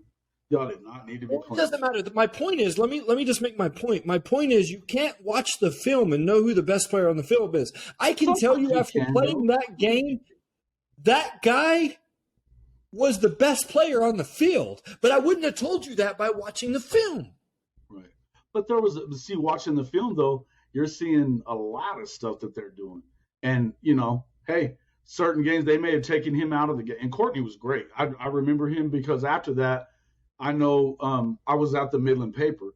And so I remember him going to Kansas State, and he was a good player, man. He was a good player. Yeah. I remember a guy like that. And the reason that he even went there was because of guys like Baron Batch and some of these other guys that ended up at Tech, different places. Baron Batch ended up with the Patriots for like a drink of water. But anyway, Real quick. Best player I ever played against, Courtney Greer. Who's the best player Ken Houston's ever played against? Or what does he say about Otis Taylor? He's the best receiver he's ever seen. So he should be in the Hall of Fame. Okay, so we'll move on. Yeah, because and if you listen to a lot of people throughout football that have covered football or been in it, there's a few people that might say Ronnie Lott over Ken Houston. There's a lot of people that would say Ken over Ronnie Lott. Okay. So I mean, and Ronnie Lott. Yeah. I mean, he was unbelievable. Unbelievable. Yeah. Just says something when you play against the guy, man. You play against them, you know what they're capable of, bro. That's the guy. The thing is, he even said it. He goes, I've dealt with him in college every freaking day. Yeah. That's what I'm saying, man. Like, when you play against that guy, and yeah, even was he on the same team as him in college? Yeah. Yeah. So right there, I can tell you. Yeah, listen, man. There's at least 2 or 3 guys that should have been in the. I mean, he's in the Hall. They all get this. Him, okay, not Ken, but Mike Singletary, Otis, and Cliff Branch all went to Worthing High School. Otis is the only one that isn't a Hall of Famer. Oh, bro. And he was, look, as good as Cliff was, he was not as good as Otis Taylor. He wasn't. And when you play on the same team as the guy, like, I don't care. Cliff grew up after the fact. But, I mean, I promise you that Cliff Branch grew up loving and idolizing Otis Taylor like everybody else did. The story I got off of that radio show in Houston, Ralph Cooper had me on his radio show in Houston. He's talking about that the principal, they used to have to play on Tuesdays.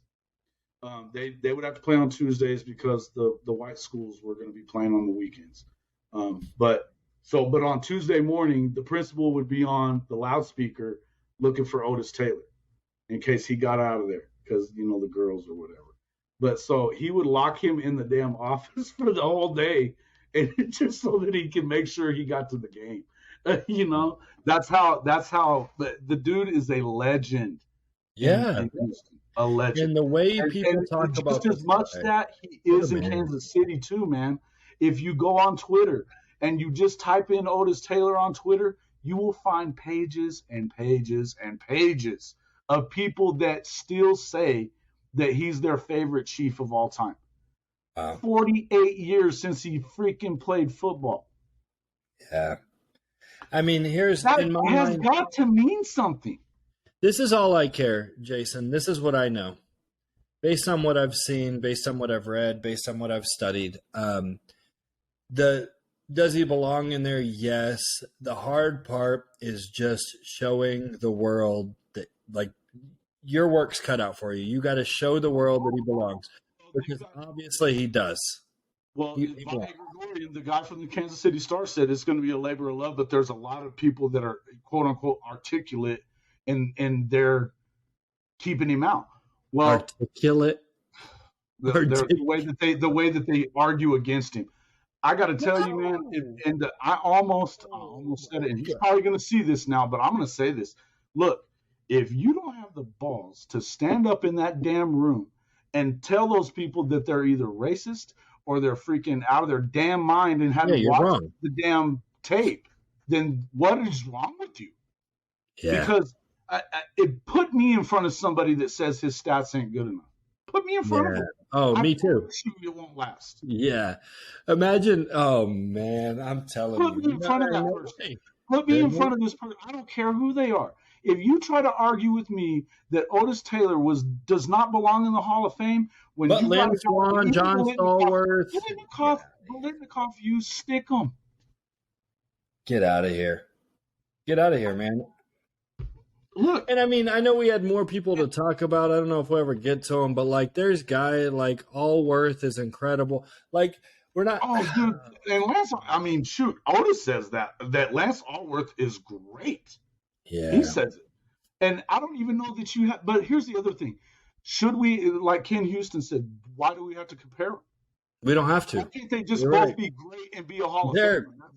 Ken Houston, I don't even know you, but you're right. You're flipping right. Yeah, and I agree with it. And the truth of it is just like Kerwin says that they're underrepresented as receivers. As a position group, they're underrepresented in the Hall. Yeah, okay? I feel you. They are important to, especially to modern football. You got to have a great receiver, man.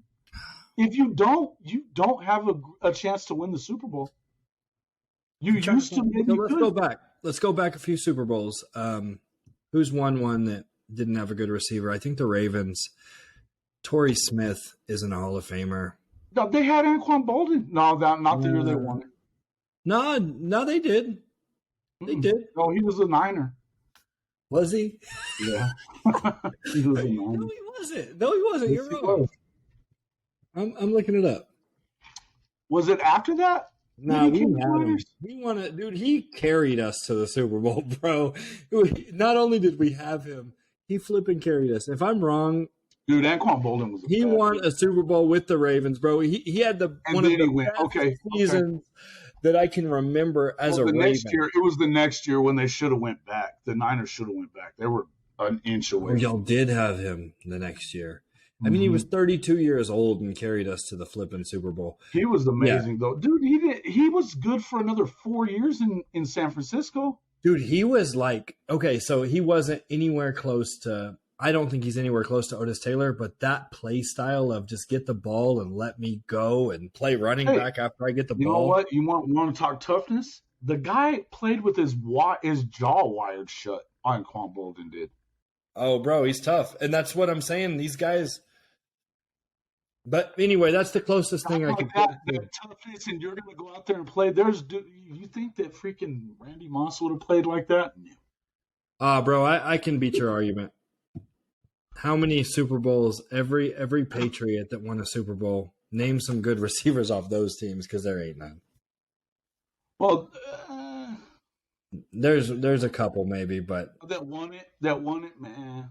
Deion Branch, like, okay, he went to Seattle. Yeah, when he went to Seattle, he was real good. He was real good. That was the end of his career, dude. No, it was the middle and no. Wes Welker was okay. Wes Welker, I'll give you that. I'll give you Wes Welker. Listen, is he a Hall of Famer? There's no, and he shouldn't be. No. If I'm voting, but they also use their tight ends in a way that they didn't have to have a great receiver. That's the thing about. Oh, you're right. You got me. They were great. You got me. They're coached in another way, man. Coach, bro, I'm learning real quick that I don't know if that's coached or if that's Tom Brady. I think it's both, man. I do. I think Tom Brady just got freaking Bruce ran off. Go figure that. I didn't hear what you said. What was that? Tom Brady just got Arians ran off. I mean, Oh, well, he won a Super Bowl with Arians. He didn't get. I mean, yeah, if but you it run pissed him him off. off, He you got got pissed bad off. Like management. the AB thing pissed him off. I think that's what Yeah, that maybe. amounts to. Yeah, And AB has his part to play in that, but I think so does Bruce. I think BA also does. So but that ticked off Brady because Brady's the reason he was there, and for Bruce to run him off from the game, it was a little crazy. Anyway, let's talk about a couple more, and then we can wrap this up. But let's go ahead and talk. Okay, I'll tell you what. Let's do this. I had a guy the other day that tried to ran off a bunch of names actually, and some of these names you're going to laugh at. That until these guys got in, that screw. Tell me all the names. I want to hear them all. Yeah. Okay. Well, let me find them then. I know you got Torrey Holt. You don't have to tell me all, Jason. It's cool. So the major, this was he had originally had this post. It was on Quora, and I actually like this site, but because you get to a lot of talk, and so a lot of people are full of crap, and we know that. But in the end, the worst of it was that you had this guy is bringing up these dudes from mostly modern era. So Mark Duper, Mark Clayton, they played with Dan Marino. Okay. I don't even remember their names, so that tells me right there they weren't that dang good. Well, they were really good, but all right, let me look at them. Mark Clayton better than Mark Duper for sure. But okay, so Mark Clayton, Mark Duper, Herman Moore, and Joe Horn. Okay, I know Joe Horn. I know Herman Moore. There ain't no way, bro. There's no freaking get out of here. He also had Isaac Bruce. No, he also had that. Timeout. Jason, you're going to tell me right off the bat, you said two names from Miami, and you're like, well, they were pretty good. They were very good. Jason, I watched Dan Marino's career. That's fine. They were very good. But if I don't, know them, I'm sorry, man. There ain't no flipping way they're better than Otis Taylor. If there's a guy better than Otis Taylor, I'm going to know his name. And I should. So I'm telling you how dumb I am because I don't know who Mark Clayton is. I'm pulling him up right now. I need to know this guy. 8,000 yards, 4,000 yard seasons. Okay, that's why I didn't start watching football until 1994. That was the first year that I fell in love with football. This guy retired in 93. That makes sense. I'll give him that. I'll back off.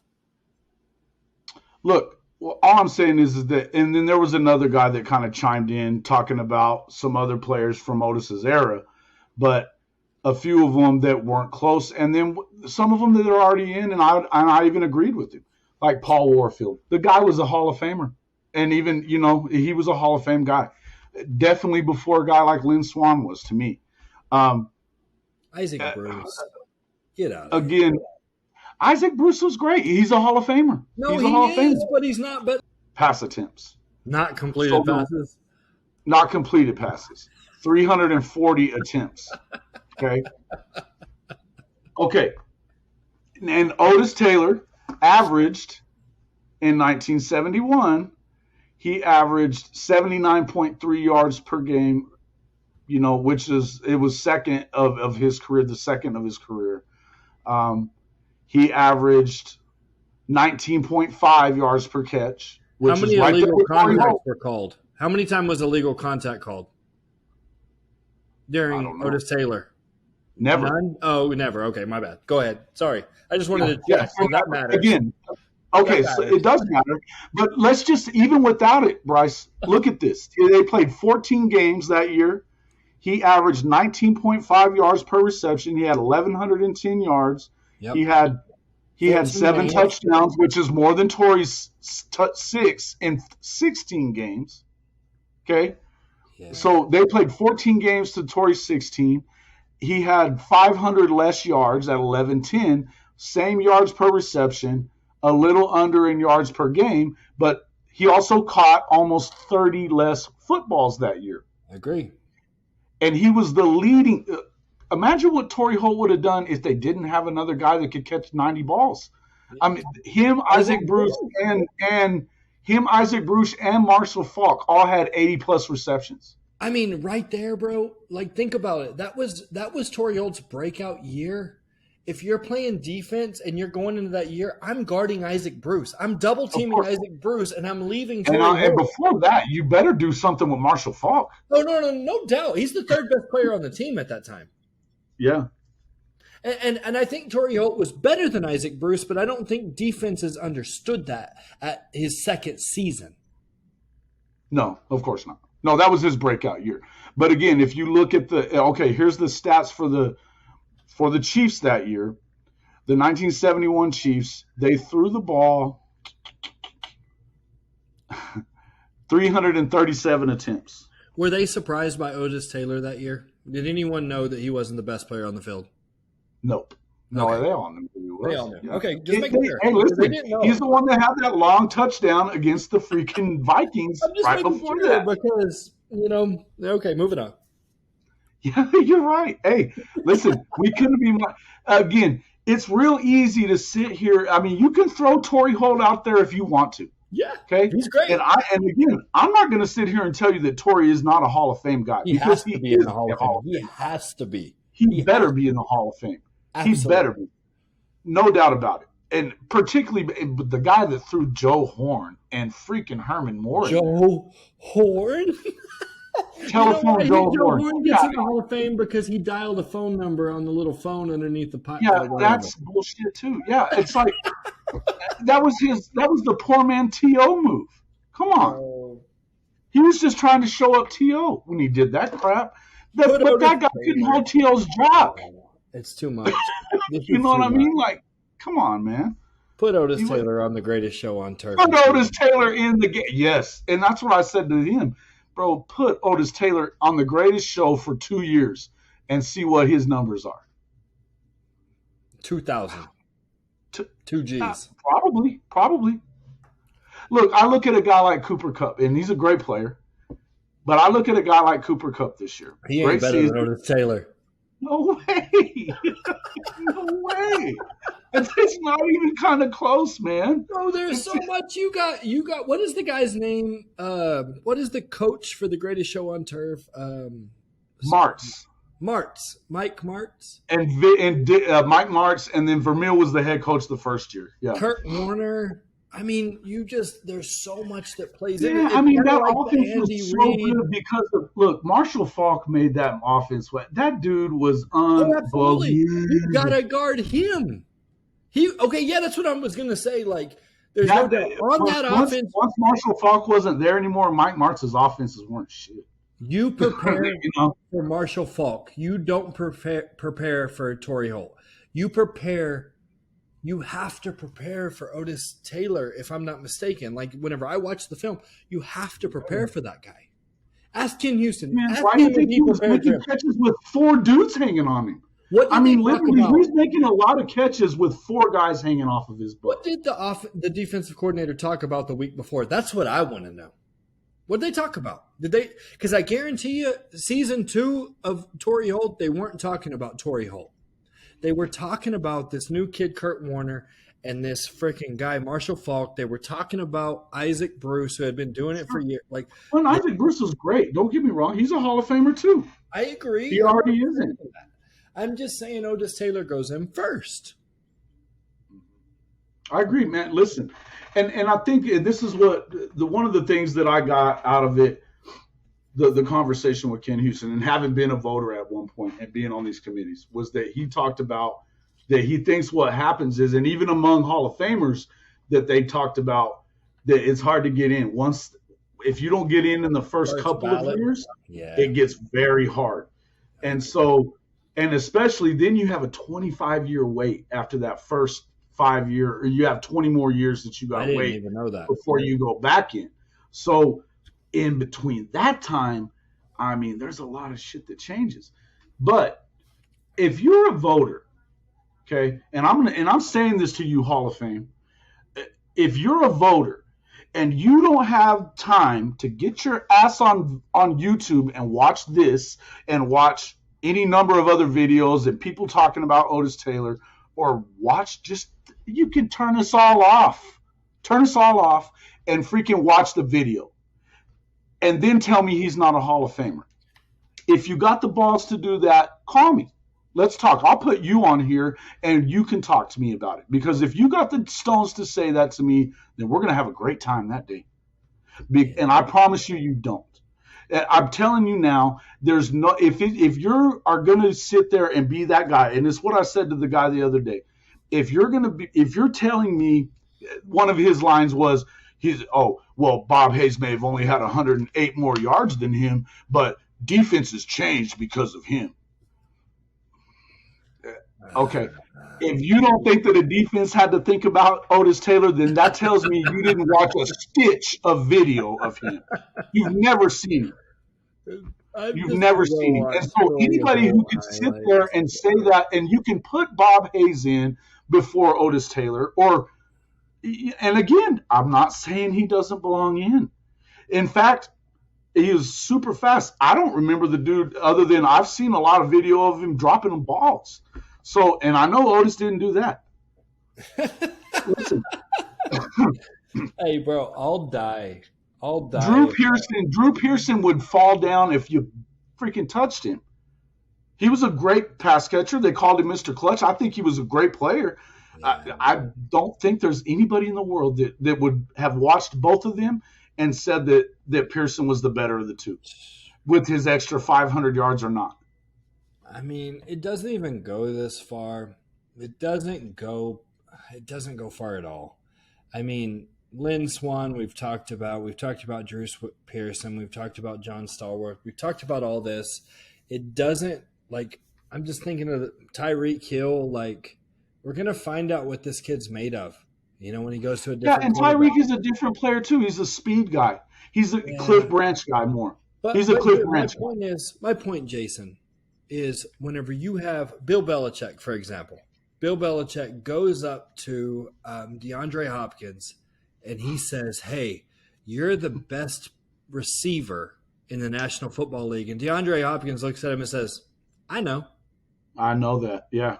Whenever that guy or Ken Houston says Otis Taylor, like, I don't even care anymore. Like Tyreek Hill, I guarantee you Bill Belichick will never go to Tyreek Hill and say Bobby Bell is the Chiefs' first Hall of Famer. Bobby Bell was. Johnny Robinson was their last Hall of Famer from that team. It took him way too long. He was, if there was a guy that was right up there with Ken Houston, it was Johnny Robinson. He said that Otis was the most feared man in football. Not the feared receiver, the most feared man in football. Oh my gosh. That's sad, dude. That hurts, man. And I would love to hear, and guys, here's the deal. It's why did it take Cliff Branch dying before you put him in? But let's get because we get nostalgic about it. We get nostalgic about these guys when they die. But essentially Otis has been bedridden for a decade. He hadn't spoken a word in a decade. He's not in the public eye anymore, and they still love him to death in Kansas City and Houston. And it's a damn shame that he's not in the Hall of Fame. It's a shame. And to me, Paul Krause, have you mentioned his name yet? No. Okay, Paul Krause. I don't even know if this guy's alive. I know he's like considered one of the greatest DBs of all time. I wonder what he would have thought about him. Where did he play? In that era. He played for the Redskins. He was? He played, yeah, dude. He played for the Redskins. He would have played with Ken Houston. Ken Houston played with the Redskins. Okay, so he played with Washington in 60. Yeah, talk to Ken Houston about this. 64 through 67. He played for Minnesota after that. And I'm not even saying he's a time leader in interceptions. So, like, every list, he's the best. Ken Houston might have been better. However, Ken Houston this guy, was like, for a touchdown, interceptions for a touchdown for a good while. Wow. Okay. This guy has the all-time leader in interceptions. When did he – wait. So when was he in Minnesota? Like, if there's anyone – I wonder what this guy – he was a safety, though. No, that's okay. It's all right. Let me look. Sorry. So okay, so he was in that Super Bowl then and got 68 smoked to by 79. Otis, I'm sure. Paul Krause is okay. So I just kind of wonder what this guy thinks, because I do remember the everyone name. knows, like, He was Paul one of the better Krause players on that defense. In fact, at the end of that video that I was just they showing got this guy of Otis, said, he was actually one of the guys that got burned.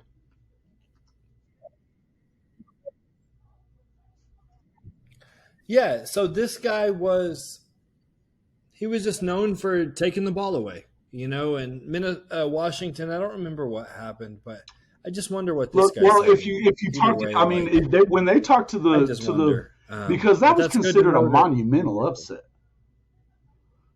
for Kansas City to win. They were talking about the Vikings were one of the best teams ever in history coming into the game. Right. They were talking about that. Yeah.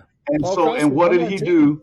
He wrecked them, and they dominated the game. They dominated the game. How bad? Do you know that dude, game? He had 80-plus yards. Games? They were winning anyway. I mean, it was never really close. The defense dominated them. And for our listeners, like, 80-plus yards, especially when you throw the ball freaking like 10 times a game. Essentially they might throw it 12 to 15 times tops in a game. In 60 plays, and you get 25% of them, that'd be about. If you get a chance, 15.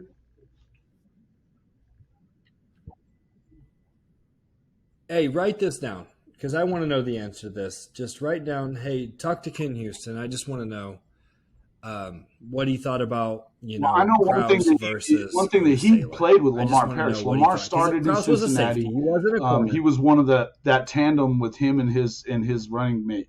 They were insane. And so then he said Lamar Parrish was the fastest, quickest corner in the game. And he said, and I never heard him say anything about, he wasn't scared of a single receiver anytime I was around him, ever. And so for him to say, that was the one guy that I would worry about, that I was, when we got ready to play Otis Taylor, I was like, oh crap, you can't make a mistake.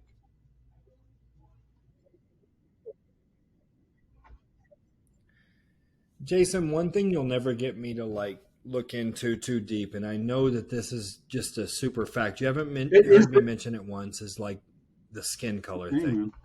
And obviously Otis isn't. Sure. No, it's a thing. It's a thing. Paul Krause was white, though. So that's why I want to know what Ken Houston thinks about it. Sure. But you'll never hear me talk about that, because I just want to compare apples to apples. I want to compare why. Here's the truth of why this is going on. It doesn't matter. And there's a number of reasons. Number one, there's a Cowboys reason in this. Now, did you ever hear the story about Lloyd Wells? Lloyd Wells is the scout that got Otis and a bunch of guys to come from these HBCU schools. Okay, scouted Willie Lanier. He scouted Buck Buchanan. I mean, this dude, about it, but thank you. Why he's not in the Hall of Fame, I have no idea. But Lloyd Wells, the judge, this dude. So after the Eagles had drafted Otis in the 17th round, obviously the Chiefs get him in the 4th. It's the 29th overall pick. That'd be a first rounder today. But the AFC, I mean, the AFL. The Chiefs knew who he was. Lloyd Wells knew. He was like, and he says it in the book and then other places, that there wasn't nobody close to him. That he would take him over anyone he's ever played, that's ever played, and he wouldn't think twice of it, ever. And he said, I've been scouting players, forever. So this guy, but okay, so Lloyd had went home for the holidays. It was after the draft. There was some holiday he was home for. And I guess the Cowboys somehow sneak in here and they go lock Otis Taylor up somewhere with, send him a bunch of girls, all this kind of stuff. And I mean, I don't want to get all into the story, but it's out there. Essentially, they're trying to, they made a deal with Philly. I don't know how the draft rules were weird back then anyway. They're a lot different than how they are now on draft rights. But the Cowboys were going to get him. Okay. Different world. And they had him locked away. Well, Lloyd had to go through Otis's mom and all this other stuff to figure out where he was. Basically goes in and sneaks him and Jim Kearney out the window. And takes him to Kansas City to go sign him. Well, this pisses the NFL off to something fierce. And for that matter, okay, you look at some of the other guys on the Houston team. Mike Garrett was the Heisman Trophy winner at USC. The Rams chose him in the second pick that they had. I mean, he could have just stayed in sunny California, and he went to bone-chilling Kansas City instead. You know, and that KC had picked him in the 20th round. That tells you something about what was going on. So now, all right. Wow. Yeah, right. And then how many rounds? Bobby Bell. Bobby Bell was a 2-time All-American at the University of Minnesota, which is in Minneapolis. The Vikings pick him in the second round, which is their second pick or whatever. And they figure he's definitely going to go there. He went to school there for 4 years. Nope. He chooses the Kansas City Chiefs, and they didn't pick him until the 10th round. Yeah. Well, yeah, because you had the AFL and the NFL. Joe Namath picked the AFL over the NFL. Lance Allworth picked the AFL over the NFL. Wow. He was a first-round pick by the Cowboys. Wow. So don't tell me that it was a better league, man, sorry, because Jason, it wasn't. I should know more about this stuff. No, I feel you. And that's why I apologize. I don't know more about this stuff. There's something else at play, and that's what is so upsetting, bro. I know we don't want to talk racial stuff. I wish that we didn't have to. But it all boils down to there's something there. No, I feel you. And these HBCU guys that played at HBCUs are even less likely to be Hall of Famers, aside from the all-time greats. Why? Tell me this. Why did T.O. have to wait till his third year? Why? And let me go on record. There's one receiver with better stats in history. One. Yeah. Let me go on record. Yeah. Let me just go on record. Hey, it's a racial thing with Otis Taylor. I don't want to all I'm trying to say is I don't have to use that to get him in. But apparently something has come the guy up. Belongs in regardless. But the fact it's easy. Why the NFL felt like they needed to say that they were better than the AFL during that time when they merged with them? Why would they have merged with them if they were so much better? They wouldn't need them. If they wouldn't need them. Exactly. That's brilliant. And it wasn't that the NFL didn't allow black players. It's not that. But there was a lot less black players, and they were absolutely – there's a story on the website. By the way, folks, if go to our website, check out a lot of this information. We're not just pulling this out of our butt, okay? This has been around there. This is all information that's out there. You know, there was a story – this was a good 10, 12 years ago, but there was a story on – TennesseeTitans.com that they were talking about the AFL years and how Bud Adams, which of all people to say it, Bud Adams was talking about how the NFL was not scouting HBCUs. The AFL was, because they needed players. They knew they needed players. And that's what, just like what Mr. Houston said yesterday was that, hey, look, we had all the speed. And the AFL is more what the NFL is today looks a lot more like the AFL than it does the NFL back. Hey, I'm going to tell you right now. I'm just going to say a racist comment. My daughter's half black.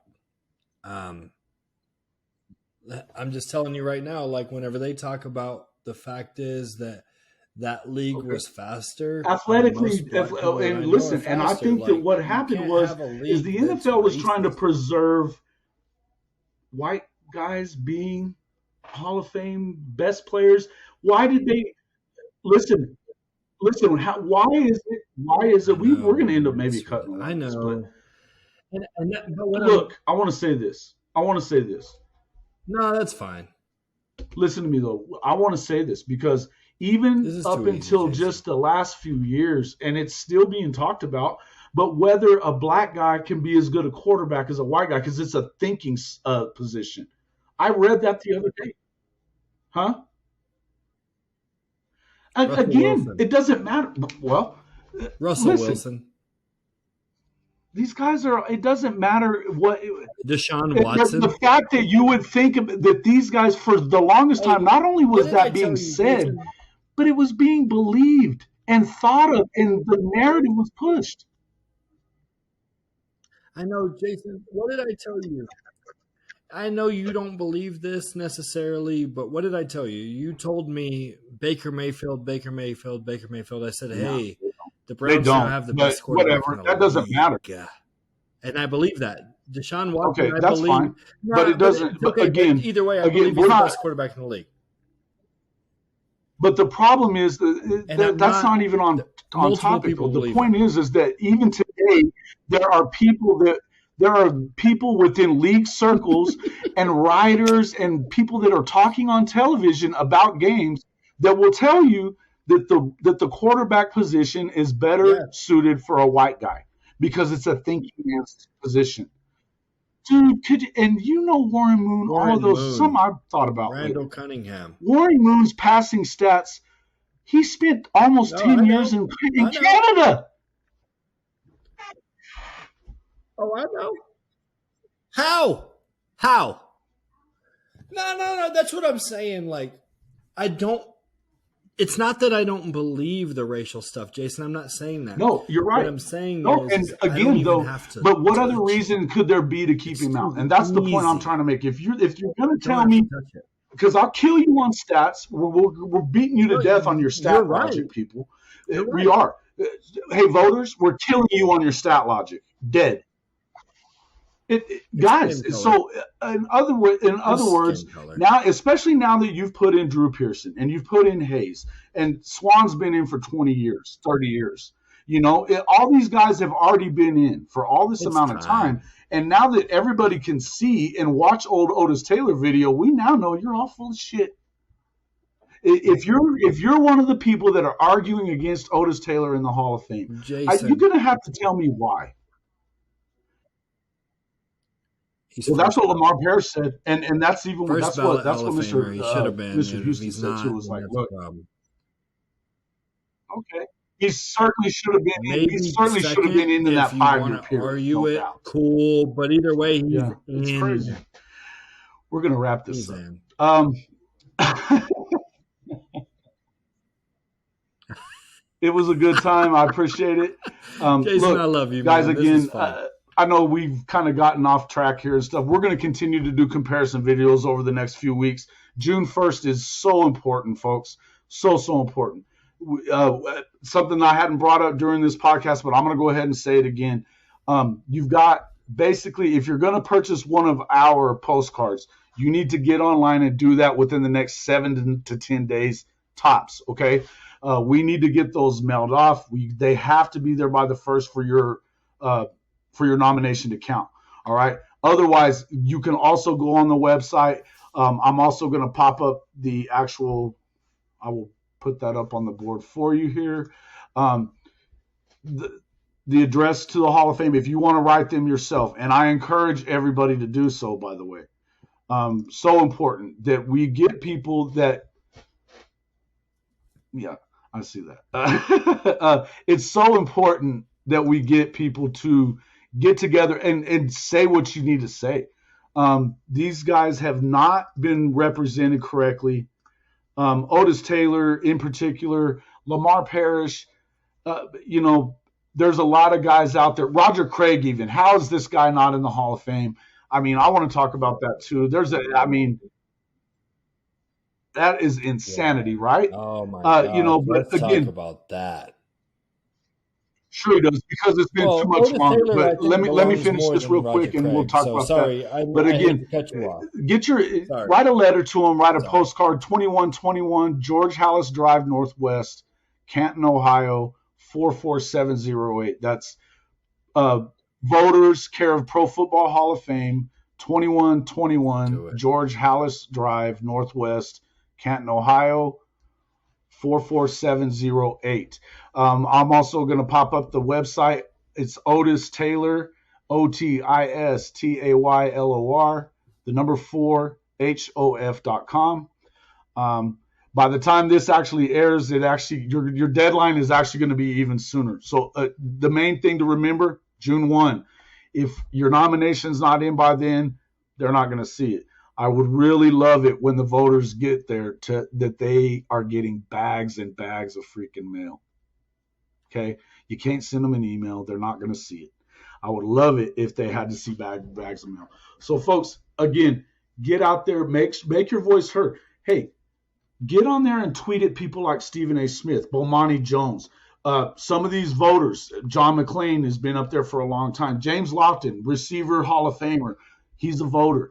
Talk to James Lofton. I mean, let it be known what you think about Otis Taylor not being in the Hall of Fame, about Lamar Parrish not being in the Hall of Fame, about Roger Craig not being in the Hall of Fame. You know, if this is the time to do that, because right now, a lot of people will try to tell you that fans don't know. I think that there's some validity to that you don't know as much as a player would know. I'm not going to say that I do. But what I'm going to tell you is this. I know enough to ask the right player what they think. And whenever I talk to a Hall of Famer, a top 100 all-time player, and he says not unequivocally says, hey, he's the best I ever played against. I'm not bad-mouthing anybody else. He's the best I ever saw. Done. And so, yeah, it's done. It's a done deal. You have to put him in. So, again, I'm waiting for somebody to give us a real reason to keep him out. I'm waiting on it. Yeah, I'm waiting on it. I wish you would. In fact, I'll give you my damn phone number. Call me up. Listen, I'll put you on the show. You know, go onto YouTube, subscribe, dare me. I'll put you on the show. I'll send you a link. We'll talk if you feel like it. Yeah, hey, we'll do it anytime. Again, I want to get a hold of some of these folks that are voters. All right. We need to be after them. You know, there's a list of them. It's right online at thehalloffame.com. I'll give you, but somebody who I feel like is important to this, Lisa Salters, is a voter. She's fabulous as a journalist. I feel like we need to talk to her. I feel like we need to talk to other Hall of Famers, even guys like Jerry Rice, Michael Strahan. These are HBCU graduates that should care. Okay. Yeah. Again, we can kill your stats. We can kill your stats all day. So there's got to be another reason for it. If there's not, then put him in the Hall. Yeah. Why are we wrong? Tell me why we're wrong. I'll listen. Why. I'll listen were we wrong? For a minute. I mean, you know, I'll listen. They're not right. They're not right. There's no way. Right. Maybe they're right, but we wouldn't hear it. There's no way they're right, bro. They're not right. They're not right. Again, 2121 Hallis Drive, Canton, Ohio, 44708. That's voters, care of the Pro Football Hall of Fame. Like it. Well, man, I just forgot the address again, and I already just. It's 2121 Hallis Drive Northwest, Canton, Ohio, 44708. Now, see this is what happens. I get wound up and pissed off when I start talking about this, and I just lose train of thought, man, because it irritates me. It does. It irritates me. It irritates me that we have to have this conversation. You're on the golf course yet. I just don't understand it. How in 42 years you hadn't found a way to get him in. And look, the one thing I'll say is I'm glad that this new Hall president seems to care. He does. He seems to care. He's upped it to 3 guys per year for at least the next 3. Good. He's saying it's probably going to be the next 6. But that's still only 12 extra guys. There's 180 of them that you could look at.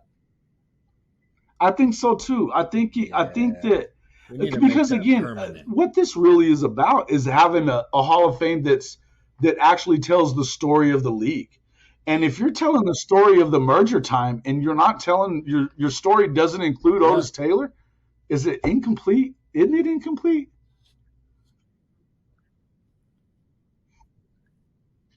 Jason, if I was the Hall of Fame director or whatever, I would go with something like, you got your normal guys, and then you got people that are maybe 40 guy that was probably the best player in the game back in the 20s, and they've never discussed him at the Hall of Fame.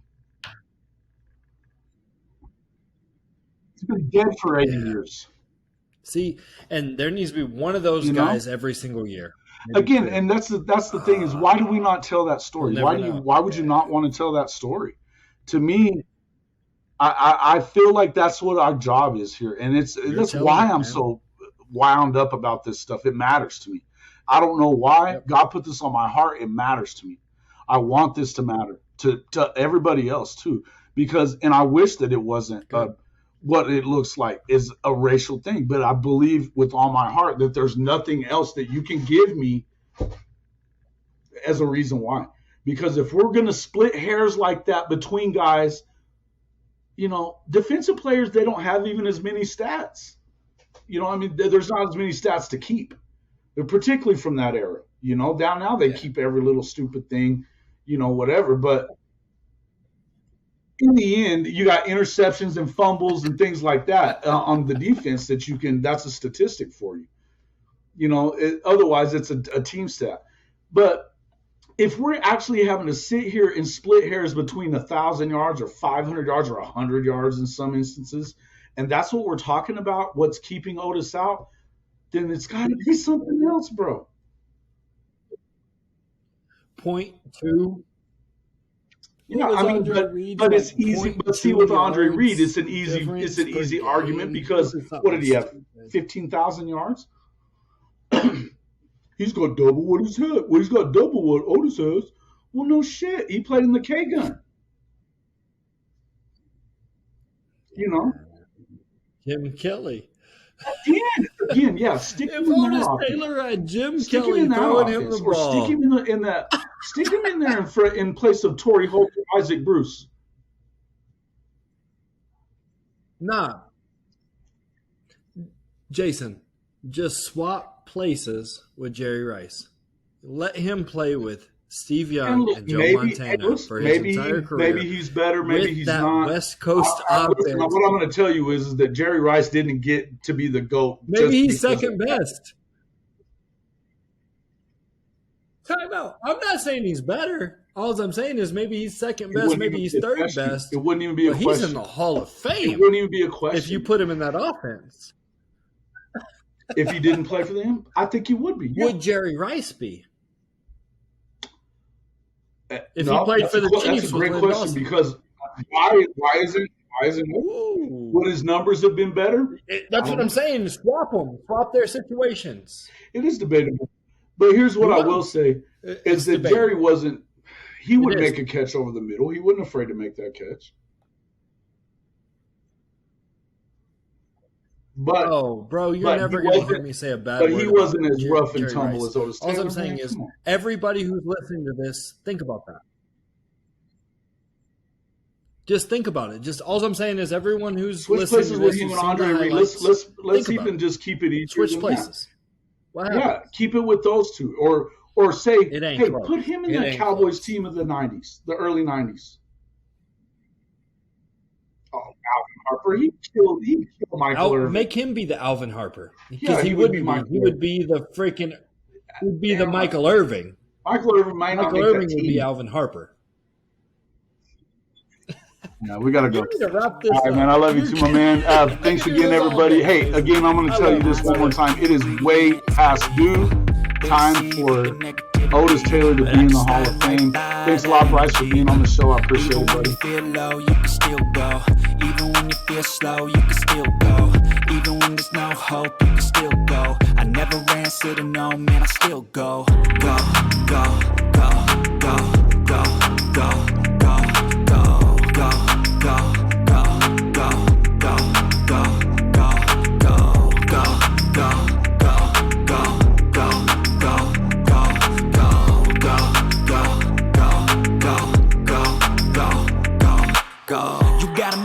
But even that could change. You could flip the gray matter like some batter in your brain.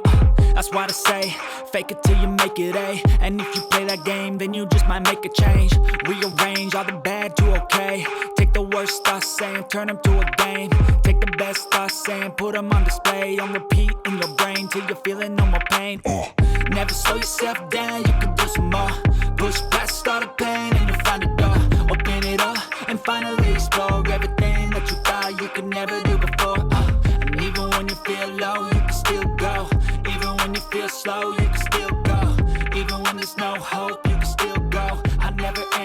know, man, I still go.